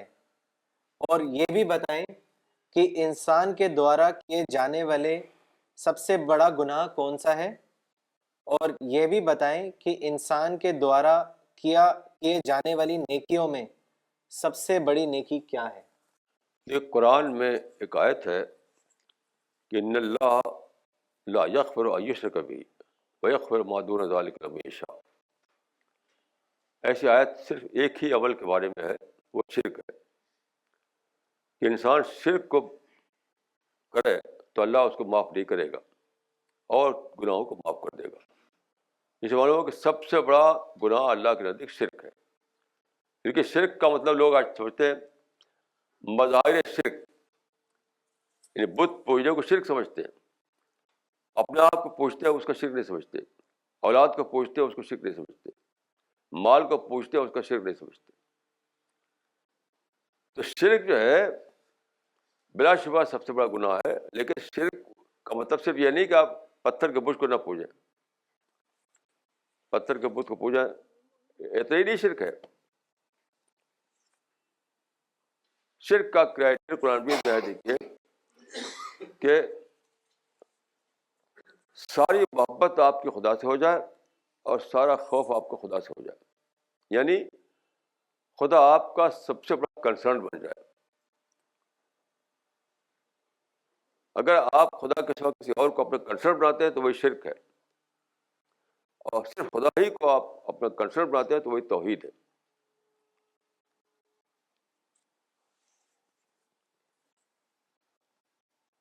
If you make your concern other than God, that is shirk. And if you make your greatest concern God Almighty, then it is توحید. یہ سب سے بڑا قرآن مجید میں. اور انسان کی نسبت جو آپ نے فرمایا, تو میں سمجھتا ہوں جہاں تک انسان کی نسبت سے ہے کہ انسان سے آپ کو خیر خواہی ہونا, خیر خواہی, جس کو نصح کہا گیا, NUSH, نصح. انسان کے لیے آپ کے اندر کمپیشن ہو, انسان کے آپ ویل وشر ہوں, انسان کے ساتھ آپ کا فرینڈلی بیہیویئر ہو, انسان کی برائی کرنا پسند نہ کریں آپ, انسان کے بارے میں آپ ہمیشہ پازیٹیو رہیں, یہاں تک کہ آپ فارگیونیس اپنے اندر پیدا کریں. صبر کی حد تک انسان سے آپ کو دوستانہ تعلق ہو جائے. صبر کا مطلب کیا ہے؟ انسان کے طرف سے آپ کو کوئی تکلیف پہنچے تب بھی آپ معاف کر دیں.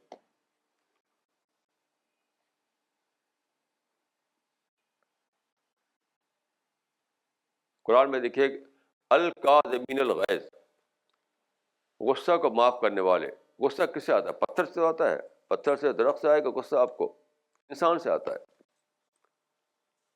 تو انسان سے آپ کو چوٹ لگتی ہے, انسان سے آپ کو تکلیف پہنچتی ہے, تو فرمایا کہ الکاظمین الغیظ, غصے کو پی جانے والے, والعافین عن الناس, لوگوں کو معاف کرنے والے.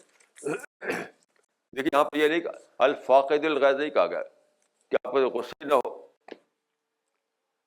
کیونکہ لوگوں کے بیچ میں رہیں گے تو لوگوں کی طرف سے آپ کو نیگیٹو ایکسپیرئنس ہوگا, پرووکیشن ہوگا, کبھی کچھ ہوگا.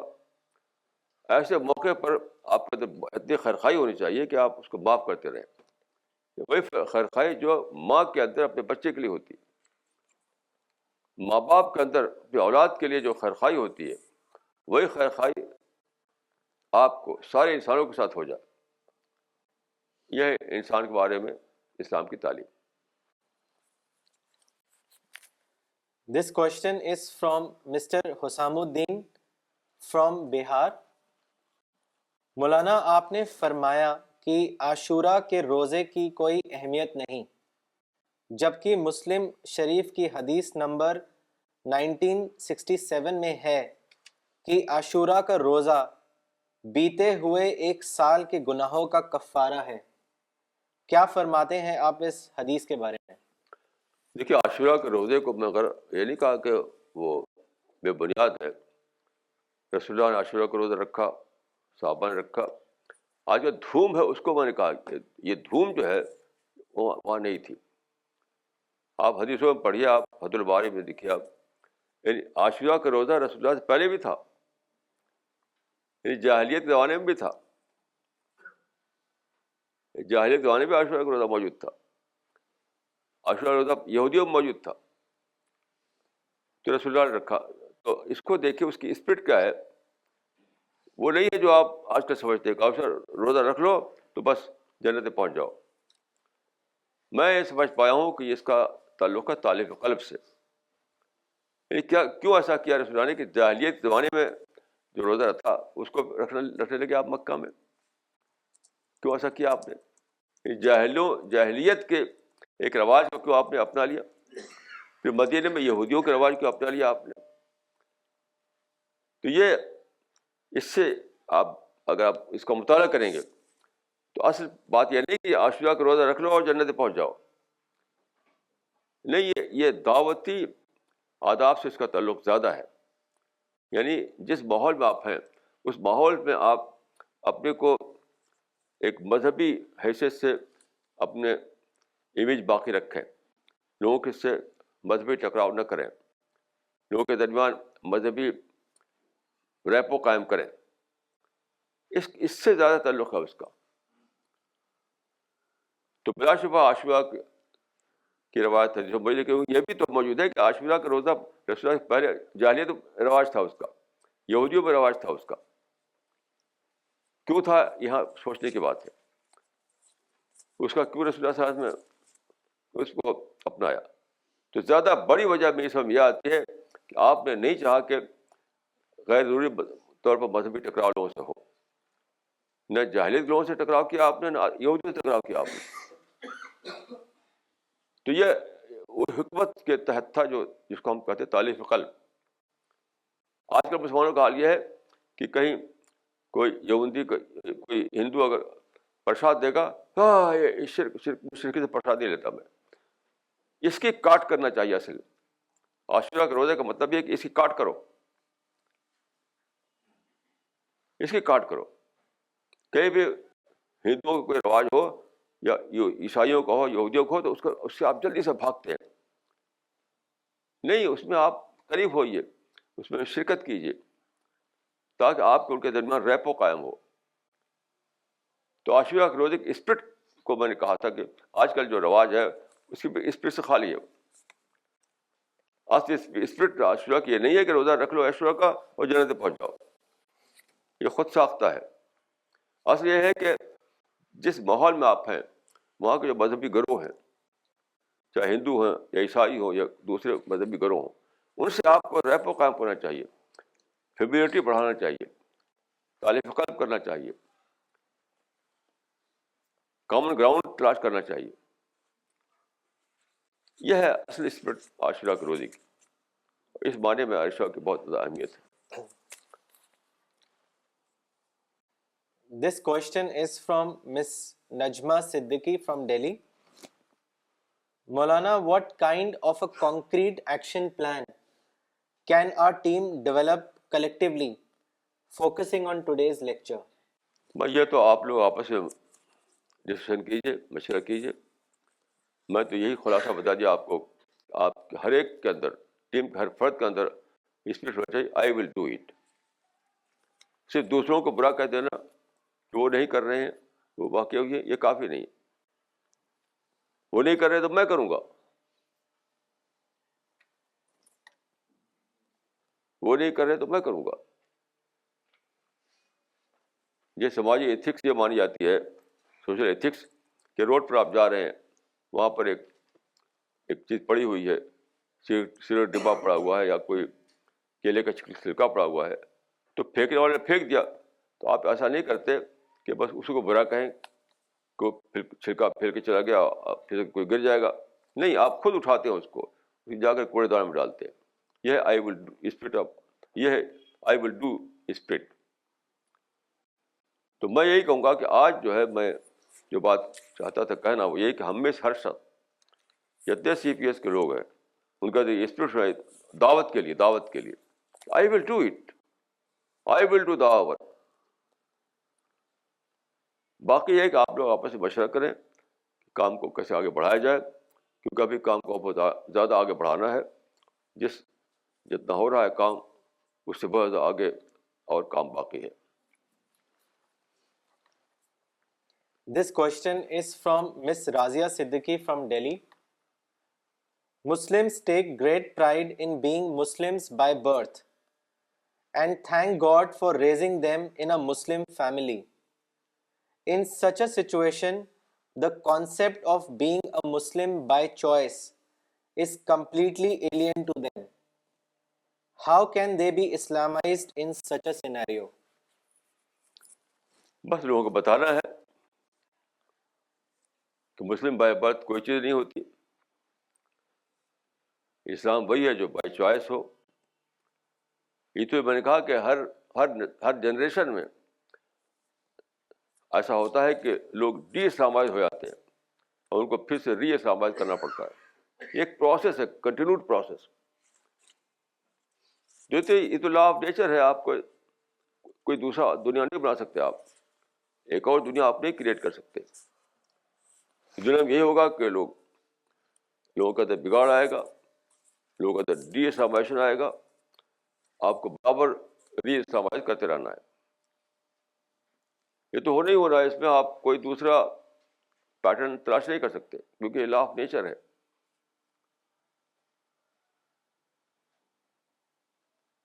تو یہ خود قرآن سے ثابت ہے کہ یا ایھا الذین آمنوا آمنوا، اے ایمان لانے والو ایمان لاؤ. سوال ہے کہ جو ایمان لا چکے ہیں ان سے کیوں کہا گیا؟ کیونکہ ہر اگلی جنریشن میں وہ ایمان جو ہے رسمی بن جاتا ہے، وہ پیدائشی بن جاتا ہے، وہ نسلی بن جاتا ہے.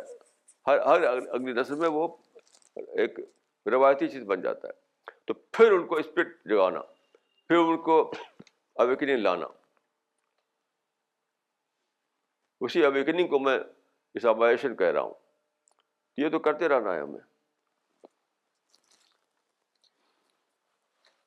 This question is from Dr. Farida Khanam from Delhi. What is the role of the individual in the performance of Nahi Anil Munkar? Kindly explain. یہ انڈیویجولی کا کام ہے. یہ بیسیکلی ہر آدمی ہر وقت کسی کنٹیکٹ میں رہتا ہے، ہر آدمی کا کسی سے ملاقات ہوتی ہے، کسی سے اس کو تجربہ ہوتا ہے، کسی کو دیکھتا ہے وہ. تو بیسیکلی یہ ایک انڈیویجولی کا کام ہے. یہ اگر اجتماعی طور پر لوگ خالی فتویٰ دے تو اس سے کچھ نہیں ہونے والا ہے، کیونکہ فتویٰ سے ایک انڈیویجول مائنڈ ایڈریس نہیں ہوتا. ایک فتویٰ دے دیا آپ نے، وہ چھپ گیا اخباروں میں، تو اسے انڈیویجول مائنڈ ایڈریس نہیں ہوگا. جبکہ برائی ایک فرد کے اندر ہوتی ہے. برائی جو ہوتی ہے ایک فرد کے اندر ہوتی ہے، وہ ہوا میں نہیں ہوتی برائی. تو فتویٰ دینے سے یا تقریر کرنے سے ایک ماحول تو بنتا ہے، لیکن اصل کام جو ہے وہ انڈیویجول کو ایڈریس کرنا، ایک فرد کو بتانا، ایک فرد کے مائنڈ کو بدلنا. تو فتویٰ بھی ضروری ہے، جلسہ بھی ضروری ہے، مدرسہ بھی ضروری ہے، لیکن اس سے صرف ماحول بنے گا. اصل کام پھر بھی باقی رہے گا، کیونکہ ایک فرد کو دیکھ کر کے اس کو پڑھنا، اس کو ریڈ کرنا، اس کو سمجھنا، اور اس کے اپنے مزاج اور مائنڈ کے مطابق اس کو گائیڈنس دینا. تو ہر فرد کی ذمہ داری ہے یہ. یاد رکھیے یہ فرض عین ہے، یہ فرض کفایہ نہیں ہے.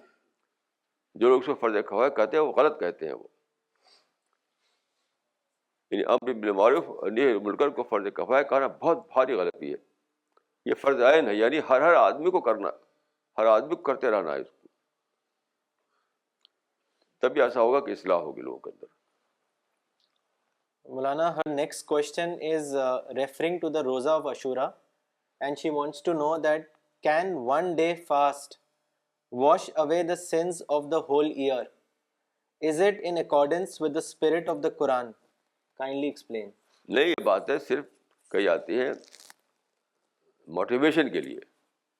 یہ بالکل نام کی بات ہے کہ ایک دن روزہ رکھے اور سارا گناہ معاف. یہ مطلب اس کا نہیں ہے. That is only for motivation. اور مقصد کیا ہے یہ عاشورہ کو انہوں نے بتا دیا. یہ مقصد ہے ہی نہیں کہ ایک دن رکھو تو سارا گناہ معاف ہو جائے.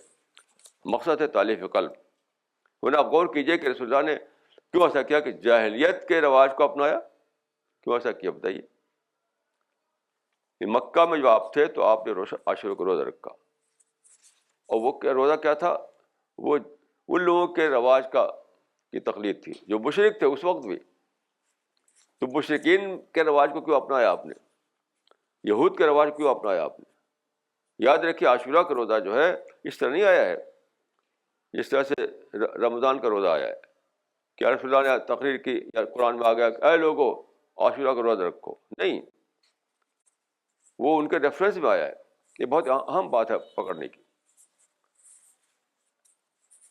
ماہ رمضان کے مہینے کا روزہ تو اس طرح آیا کہ اے لوگو رمضان کا روزہ رکھو. لیکن عاشورہ کا روزہ جو آیا ہے وہ جاہلیت یعنی مشرکین کے ریفرنس میں، یہود کے ریفرنس میں آیا ہے. آپ پڑھ لیجیے حدیثوں کو. تو کیوں آیا؟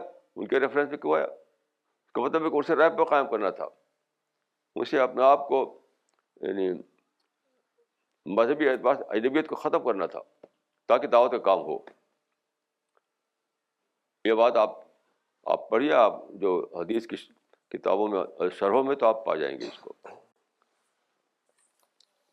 This question is from Mr. S. Ahmed from Delhi.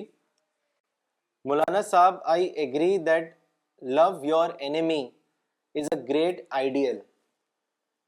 But how it was possible for Indian Muslim media not to spread hatred against the cruel British, especially when the media was trying to convince the common man to stand against the imperial British?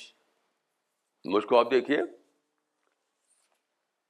میں اس زمانے میں بھی تھا اور آج بھی ہوں. British period میں تھا اور آج بھی میں ہوں.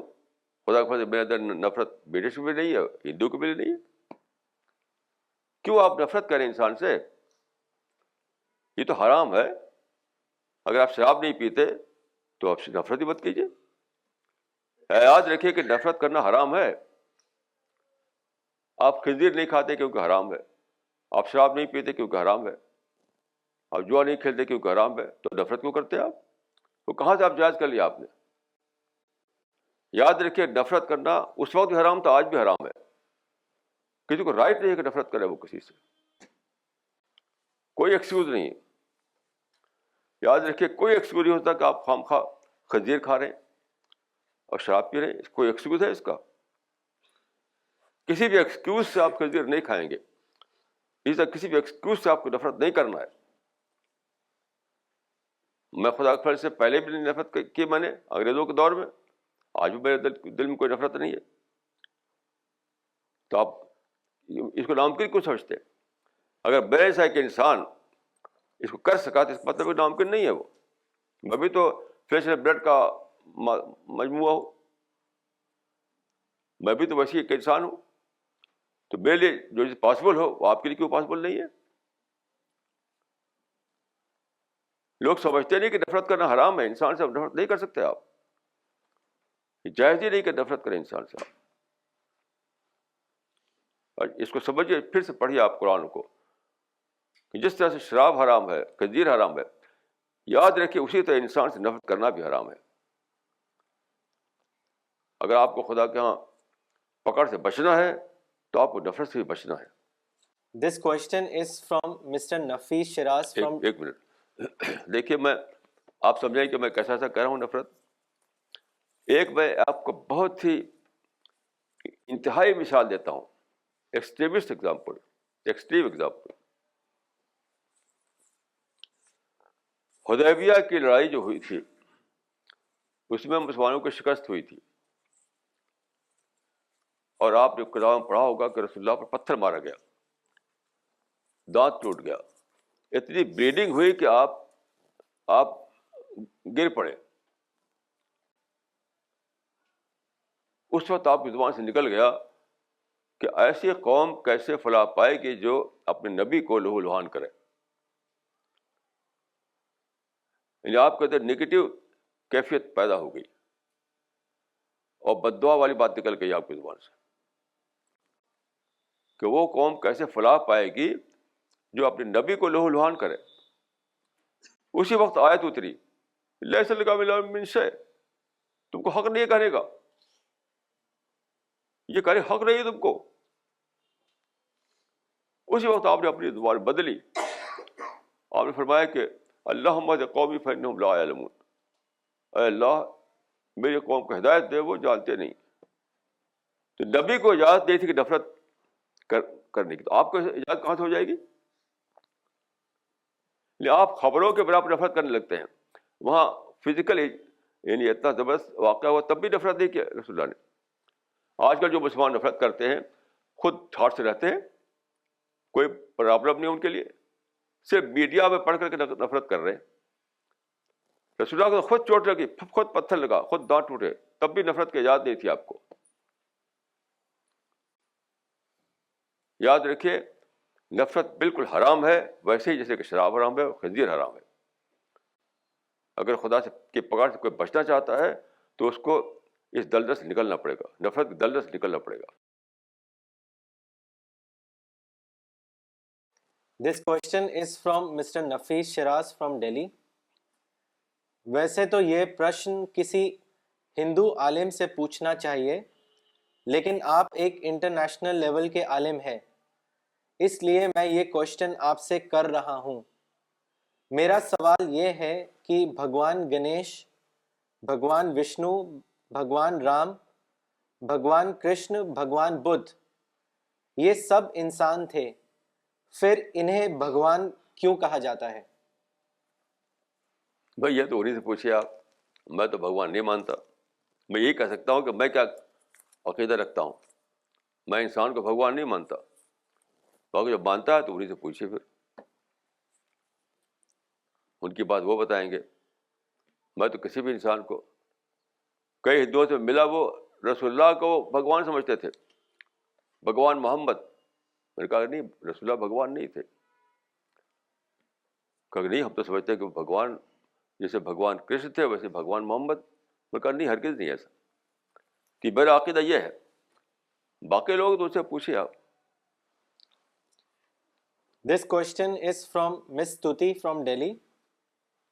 How to create an environment in which Muslims are able to understand when a scholar guides them to the right path? دیکھیے، ایجوکیشن میں دو قسم کی ایجوکیشن مانی جاتی ہے.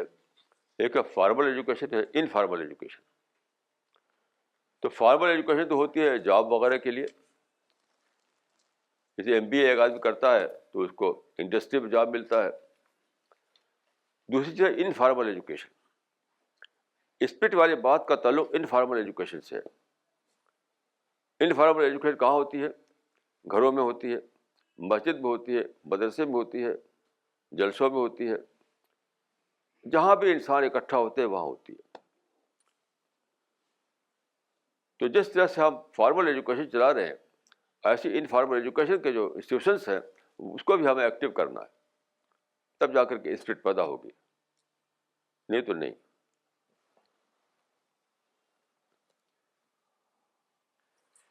This question is from Mr. Qazi Muhammad Mia. Maulana, please tell us what is imperialism? یہ تو ایک گالی ہے. کوئی امپیریل کوئی چیز نہیں ہے، یاد رکھیے. یہ کچھ لوگوں نے گالی بنا رکھی ہے. اپنے خود وہی ان کے اپنا کنگ جو ہے وہ امپرر بنا تو اس کو امپرر نہیں کہیں گے، دوسرے کو امپرر کہتے ہیں. Imperial is nothing. جب بھی کوئی کسی کو پاور ملتا ہے، پولیٹیکل پاور، تو ظاہر ہے کہ وہ چاہتا ہے کہ اپنے پاور کو بڑھائے. یہ سب نے کیا، مسلمانوں نے بھی ایسے کیا. مسلم دور میں جو مسلم ایکسپینشن ہوا اس کو بھی آپ امپیریلزم کہیے. آج کل امریکہ کو کہتے ہیں کہ امپیریلزم پھیلا رہا ہے وہ، تو مسلمان کو نہیں کہتے آپ، انہیں امپیریلزم پھیلایا. میں اس کو بالکل بیکار بے معنی سمجھتا ہوں. یہ سب گالی کے الفاظ ہیں. یہ پولیٹیکل گالی یہ ہے، یہ پولیٹیکل گالی ہے. اگر آپ امریکہ کو کہتے ہیں تو اپنے کو بھی کہنا پڑے گا آپ کو. یعنی امپیریلزم پھیلا رہا ہے اگر امریکہ، تو مسلمانوں بھی تو کیا امپیریلزم. ویسے بابر انڈیا میں آیا تلوار لے کر، تو کیا حق تھا اس کو انڈیا میں تلوار لے کر آنے کا؟ That was imperialism. عرب لوگ مختلف ملکوں میں گھسے تو وہ بھی that was also kind of imperialism. تو میں اس کو نہ مانتا نہ اس کو مانتا. میں امپیریلزم کے لفظ ہی کو گالی سمجھتا ہوں، پولیٹیکل گالی، اس لیے میں اس کو نہیں مانتا. میں کہتا ہوں دنیا کمپٹیشن کی دنیا، کمپٹیشن، پولیٹیکل کمپٹیشن بھی ہو گیا، مسابقت، کمپٹیشن، چیلنج. جس کو موقع ہوگا وہ آگے بڑھے گا. بس یہ سب الفاظ جو گالی کے الفاظ ہیں. بیسک بات جو ہے جو اللہ تعالیٰ نے بنائی دنیا، وہ بیس کرتی ہے کمپٹیشن پر، چیلنج پر، مسابقت پر. جس کو موقع ملے گا وہ آگے بڑھے گا، چاہے انڈیویجول ہو، چاہے کوئی اسٹیشن ہو، چاہے کوئی کمیونٹی ہو، کوئی نیشن ہو. تو آپ شکایت کیوں کرتے ہیں؟ آپ بھی وہی کرتے ہیں جو دوسرا کر رہا ہے. تلک الایام نداولها بین الناس. اگر یہ کمپٹیشن نہ ہو، یہ چیلنج نہ ہو تو دنیا چلے گی نہیں، ترقی نہیں ہوگی. تو میں بہرحال ان چیزوں کو پولیٹیکل ابیوز مانتا ہوں. صحیح بات یہ ہے کہ دنیا کا نظام قائم ہے کمپٹیشن پر، چیلنج پر. جس کو موقع ملے گا وہ چیلنج دے گا آپ کو، آپ اس کو بیٹ کیجیے. This question is from Miss Razia from Delhi. the negative channelization of man's ego becomes a great obstruction in accepting someone else's wisdom to be greater than his own. How then can we cut our ego to size so as to recognize and receive guidance from the one who possesses super wisdom? دیکھیے یہ سارا معاملہ depend کرتا ہے محاسبہ کا مطلب ہے انٹراسپیکشن. اسلام میں بہت زیادہ امپورٹنس ہے محاسبہ کی. حاسبوا انفسکم قبل ان تحاسبوا. حدیث میں آتا ہے کہ حاسبوا انفسکم قبل ان تحاسبوا. اپنا حساب کر لو اس سے پہلے کہ تمہارا حساب کیا جائے. یعنی خدا کے سامنے حساب ہونے سے پہلے خود اپنا حساب کر لو. اس کو کہتے ہیں انٹراسپیکشن. تو یہ تو کرنا ہی کرنا ہے. جو یہ کرے گا وہی راستہ پائے گا, جو نہیں کرے گا تو پھر وہ اندھیرے میں بھٹکے گا. انٹراسپیکشن یا محاسبہ کے بغیر کوئی بھی آدمی اپنے آپ کو صحیح راستے پر نہیں چلا سکتا. This question is from Mr. Abdur Rahman. What are the responsibilities of a Muslim youth in the present era? Kindly explain.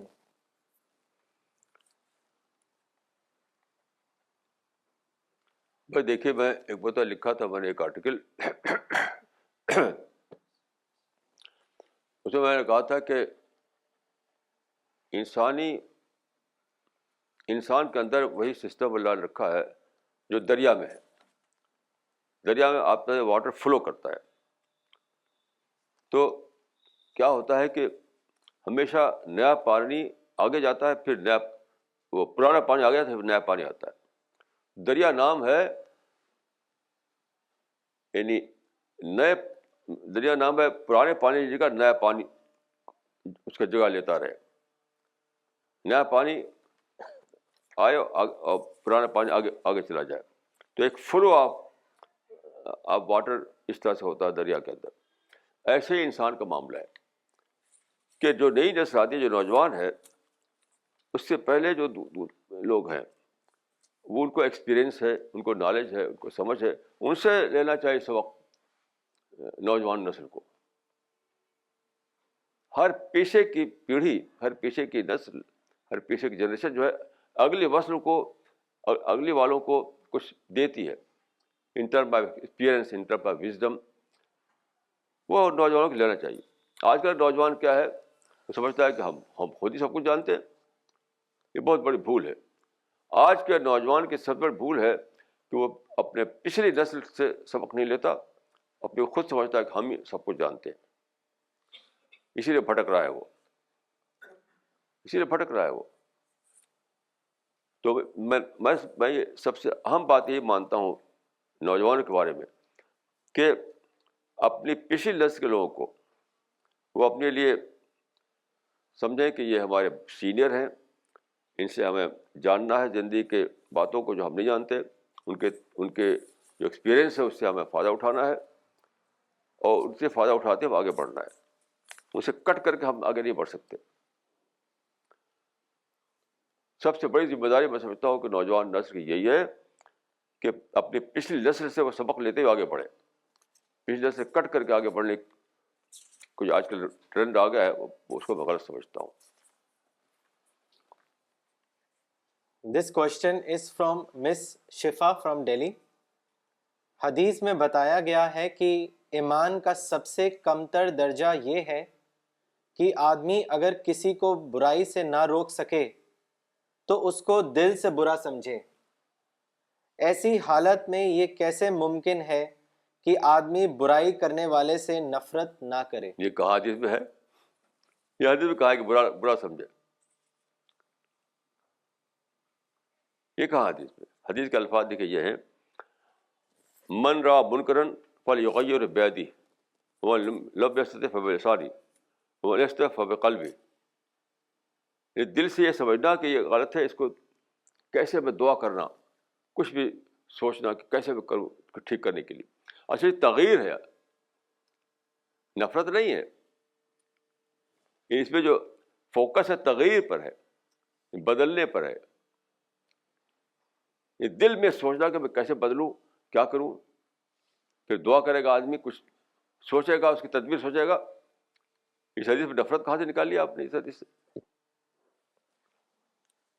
اس حدیث میں فوکس تغیر پر ہے, تغیر یعنی بدلنے پر. کہ ہاتھ سے بدل سکتے ہو تو ہاتھ سے بدلو, زبان سے کہتے ہو زبان سے کہو, نہیں تو دل میں سوچو کہ کیا کریں, پلاننگ کرو, دعا کرو. یہ مطلب ہے اس کا. This question is from Miss Nagma Siddiqui from Delhi. Are Muslims to be first Islamized and only then they will be able to do dawa work, or both the work can go on simultaneously? دونوں ایک ساتھ, وہ غلط ہے. یہ سوچ کہ پہلے مسلمانوں کو کرو پھر کہو گے, بالکل غلط بات ہے. بہت ہی اس کو میں سمجھتا ہوں کہ بہت بڑی غلطی ہے یہ.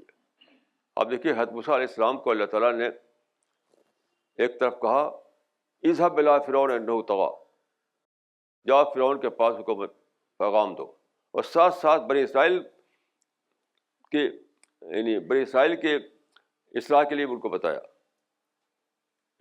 وجعلوا بیوتکم قبلہ, یعنی اپنے گھروں کو برکت بنا کر کے اصلاح کا کام کرو بنی اسرائیل کا.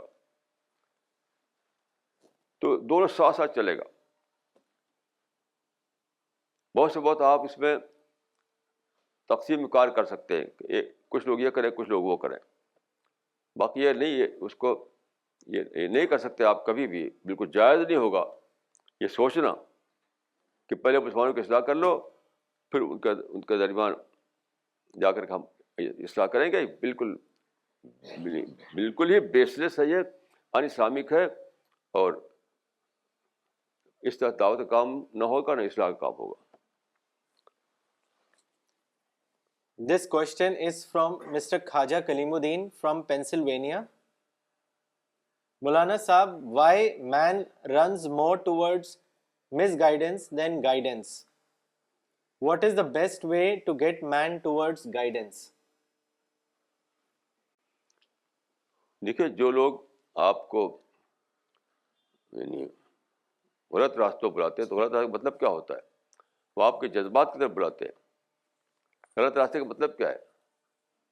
غلط مطلب جو کہتے ہیں کہ دیوار سے ٹکرا جاؤ, کوئی نہ ٹکرائے. آپ کے جذبات کو فیڈ کرتے ہیں وہ, آپ کے ایموشنس کو فیڈ کرتے ہیں وہ, اس لیے دوڑتے ہیں لوگ. تو غلط راستوں کے دوڑنے کے معنی ہے کہ آپ کے اندر آلریڈی جو جذبات ہیں, جو ایموشنس ہیں, اس کو فیڈ کرتے ہیں وہ, تو ادھر لوگ دوڑ جاتے ہیں. اور جو آدمی صحیح بات کہتا ہے وہ کہتا ہے کہ تم یہ کام نہ کرو, اپنے جذبات کو بدلو, اپنی سوچ کو بدلو. تو اس کی بات لوگوں کو مشکل معلوم ہوتی ہے, کیسے مانے اس کو. تو اصل چیز یہی ہے کہ وہ جو لیڈر ہوتے ہیں وہ لیڈر نہیں, پلیڈر ہوتے ہیں. پلیڈر جو بہکاتے ہیں لوگوں کو وہ پلیڈر ہوتے ہیں, لیڈر نہیں ہوتے. وہ لیڈر کا مطلب یہ کہ آلریڈی جو سینٹیمنٹ ان کے اندر ہے, آلریڈی جو جذبات ان کے اندر ہے, اسی کو فٹ کر کے بھیڑ اکٹھا کر لیا انہوں نے. تو یہ تو بہت آسان ہے. اور وہ چیز مشکل ہے کہ آپ لوگوں کو یہ آمادہ کریں کہ اپنا انٹراسپیکشن کرو, اپنی ری تھنکنگ کرو, ری اسیس کرو, اپنے خلاف سوچو. اسی لیے ادھر کم اٹریکٹ ہوتے ہیں لوگ. This question is from Dr. Farida Khanam from Delhi. Muslims are not receptive to criticism. They are offended at being criticized. What is the reason for it? And how can we rectify this situation? میں سمجھتا ہوں کہ سب سے بڑی وجہ ہے کہ مسلمان سیلف رائچوسنس میں جیتے ہیں, اور اس کی ذمہ داری ہمارے علماء پر ہے. ہمارے علماء, ہمارے مسجد و مدرسے یہی مزاج ان کے اندر انکلکیٹ کرتے ہیں کہ ہمارا دین سب سے افضل, ہمارا نبی سب سے افضل, ہمارا قرآن سب سے افضل, ہماری امت سب سے افضل. یہ جو سکھایا جاتا ہے مسجد و مدرسے ہر جگہ, اس سے کیا آیا گیا؟ سیلف رائچوسنس. ہماری تاریخ سب سے افضل. یہ کانسیپٹ جو ہے افضلیت کا، یہ کلر ہے، کلر. جس مسلمان سے بات کیجیے اس کو کانشیسلی یا انکانشیسلی یہ آپ پائیں گے اس کے اندر کہ ہمارا خدا سب سے افضل، ہمارا دین سب سے افضل، ہمارا پیغام سب سے افضل، ہمارا قرآن سب سے افضل، ہمارا نبی سب سے افضل، ہماری امت سب سے افضل. اس سے آتا ہے کیا؟ سیلف رائچوسنس. اور یہ کانسیپٹ بالکل بدعت ہے. کہیں بھی قرآن میں نہیں ہے کہ تمہاری ہر چیز سب سے افضل ہے.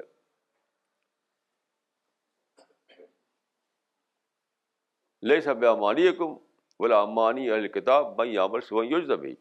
اس کو وشفل تھنکنگ کہا گیا قرآن مجید میں.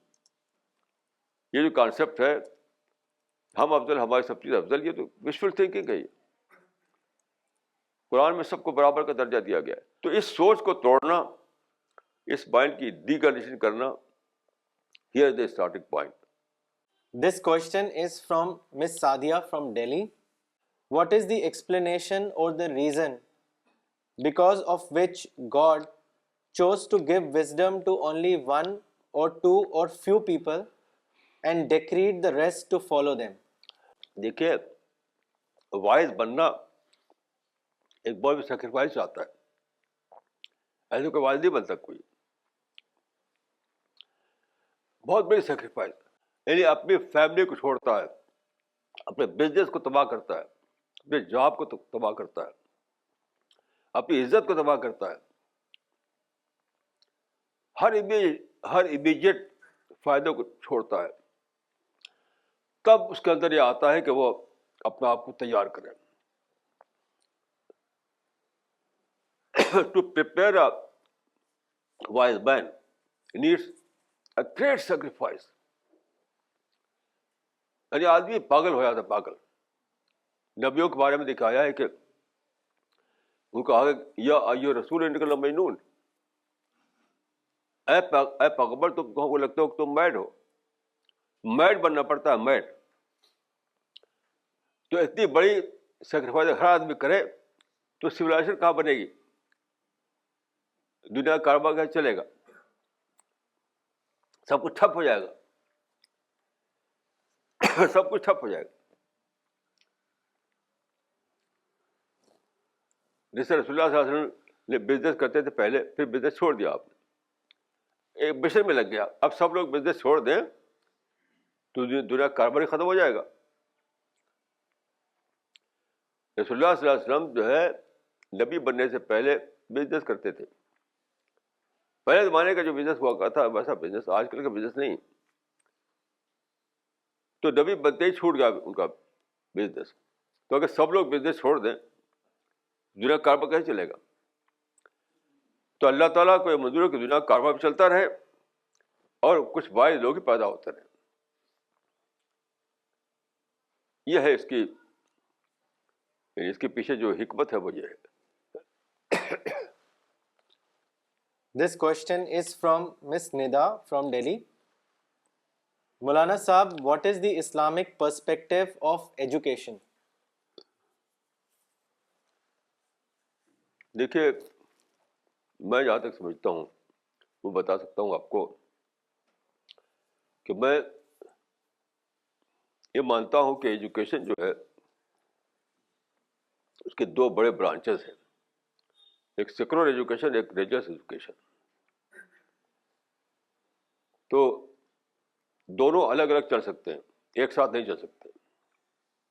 یہ سر سید میں چاہا کہ مسلم یونیورسٹی میں ایک ساتھ چلائیں دونوں، تو دونوں ہی، یہ بھی نہیں ہوا نہ وہ بھی ہوا.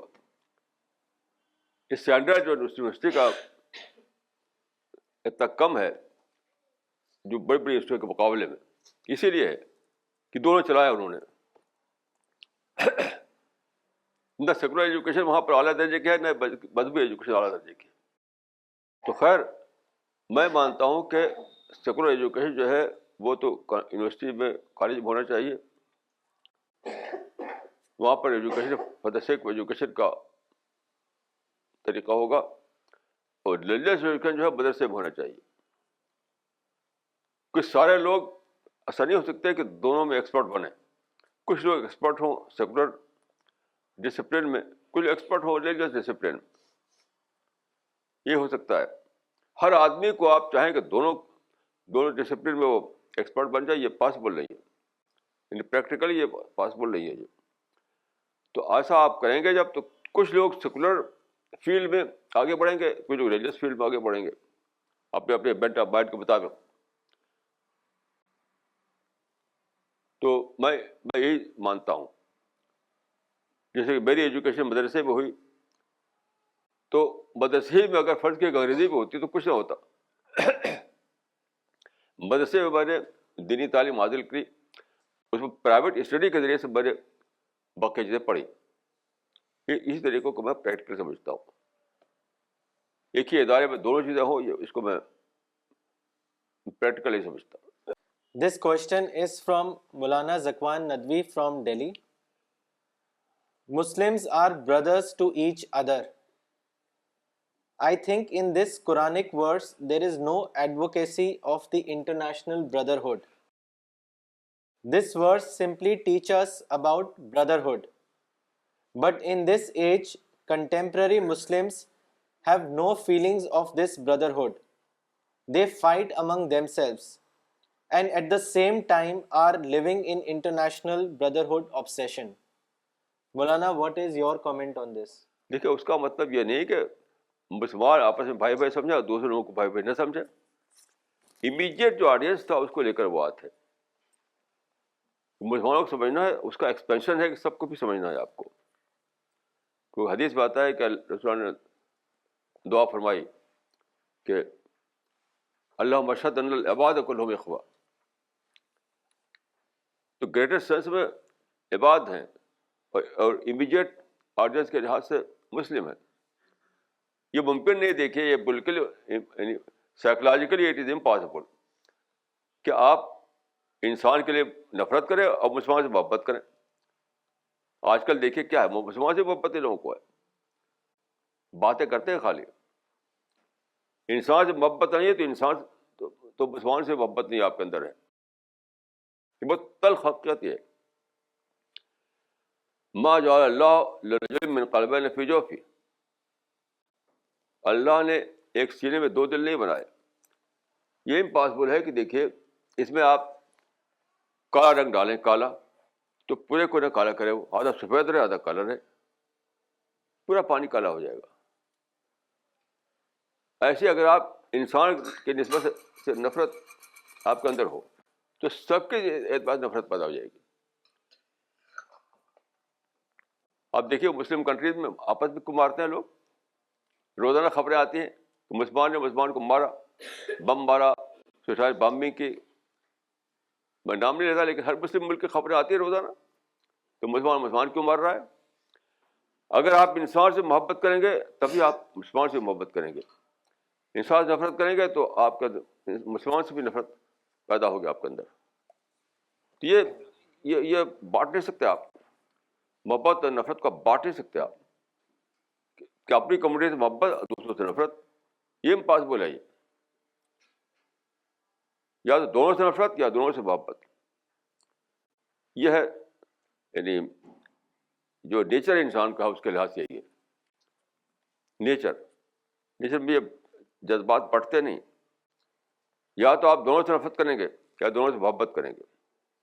میں چونکہ دونوں سے محبت کرنا چاہتا ہوں اس لیے میں انسان سے محبت کرتا ہوں. یہی اسلام کی تعلیم ہے میرے نزدیک. This question is from Dr. Farida Khanam from Delhi. Ottoman Empire, which is glorified by Muslims, is responsible for Muslims' backwardness in education. It was they who did not encourage education among the Muslims. What is your comment on this? میں اس کو صحیح مانتا ہوں. دیکھیے ایک کتاب ہے، ایک بہت بڑے رائٹر کرد علی شامی، ان کی کتاب ہے تاریخ الحضارت العربیہ. کرد علی شامی کی کتاب ہے تاریخ الحضارت العربیہ. اسے آپ پڑھ لیجیے. یہ بتایا اس نے کہ یہ عثمانی خلافت نے لوگوں کو یعنی تعلیم میں آگے بڑھنے نہیں دیا تاکہ وہ ان کے سبجیکٹ بنے رہیں، ان کا ریوولٹ نہ کریں. یہ میں نہیں کر رہا ہوں، یہ آپ پڑھ لیجیے ایک عرب رائٹر کی کتاب تاریخ الحضارت العربیہ. This question is from Maulana Zakwan Nadwi from Delhi. Maulana, I think that the true criticism is which is free from any reservation, but we fail to find those people who can welcome this open criticism. In such a situation, how one can criticize openly without any reservation, just as the companions of the Prophet used to do among themselves. مجھے دیکھ لیجیے آپ، میں ایک زندہ مثال ہوں. میں روزانہ ایک کرٹیسزم کو انوائٹ کرتا ہوں. آپ کو شک کیوں ہے؟ اگر میرے جیسا ایک انسان ایسا ہے تو سب لوگ ایسے ہو سکتے ہیں. ابھی میں آپ کو مثال دیتا ہوں کل کی پرسوں کی. میں سعودیہ سے روزانہ انگلش میں آرٹیکل لکھواتا ہوں، ایک آرٹیکل 2 آرٹیکل. تو قرآن کی جو آیت ہے لا تستوی الحسنۃ ولا السیئۃ ادفع بالتی احسن فاذا بینک وبینہ عداوۃ کانہ ولی حمیم، اس پر میں انگریزی میں آرٹیکل لکھوا رہا تھا سعودیہ سے.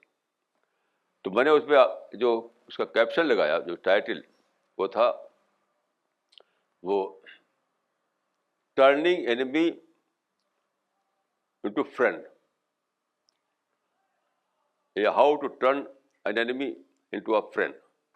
اینیمی کا ورڈ تھا اس میں. تو سعودیہ نے اس پر کرٹیسائز کیا کہ اینیمی کہا نیگیٹو ٹائٹل ہے، یہ ٹھیک نہیں ہے. تو تھوڑی دیر کے مجھے شاک لگا کہ تو قرآن میں لکھا ہو تو میں کیا کروں.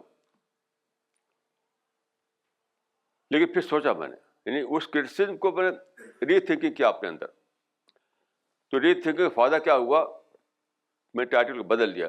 میں نے کہا کہ ٹھیک ہے، فرینڈز ایوری ویئر. اب میرا ذہن منتقل ہوا کہ وہ جو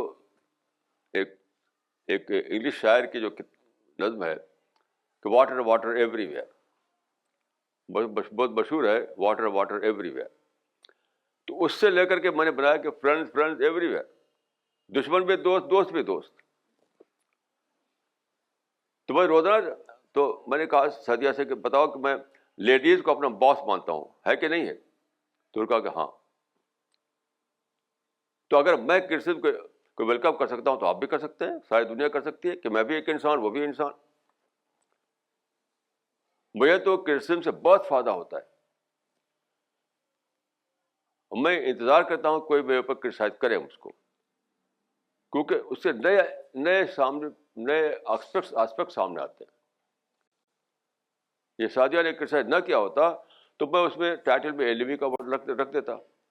اب میں نے اس کو پازیٹیو بنا لیا، بجائے نیگیٹو پازیٹیو بنا دیا کہ فرینڈز ایوری ویئر. تو ہر ایک ایسے کر سکتا ہے. یعنی پہلا میں نے سنا تھا کہ ٹرننگ اینیمی انٹو فرینڈ، کہ دشمن کو دوست بنانا. لیکن جو اس نے کہا یہ تو نیگیٹو ٹائٹل ہے، تو میں نے سوچتے بھی سمجھ میں آیا کہ بہت اچھا، فرینڈز ایوری ویئر. یہ بھی فرینڈ، وہ بھی فرینڈ. کوئی پولیٹیکل فرینڈ ہے، کوئی ایکچوئل فرینڈ ہے. یہ لکھا میں نے اس میں. تو کرسچن تو بہت ہی بلیسنگ ہے، بلیسنگ.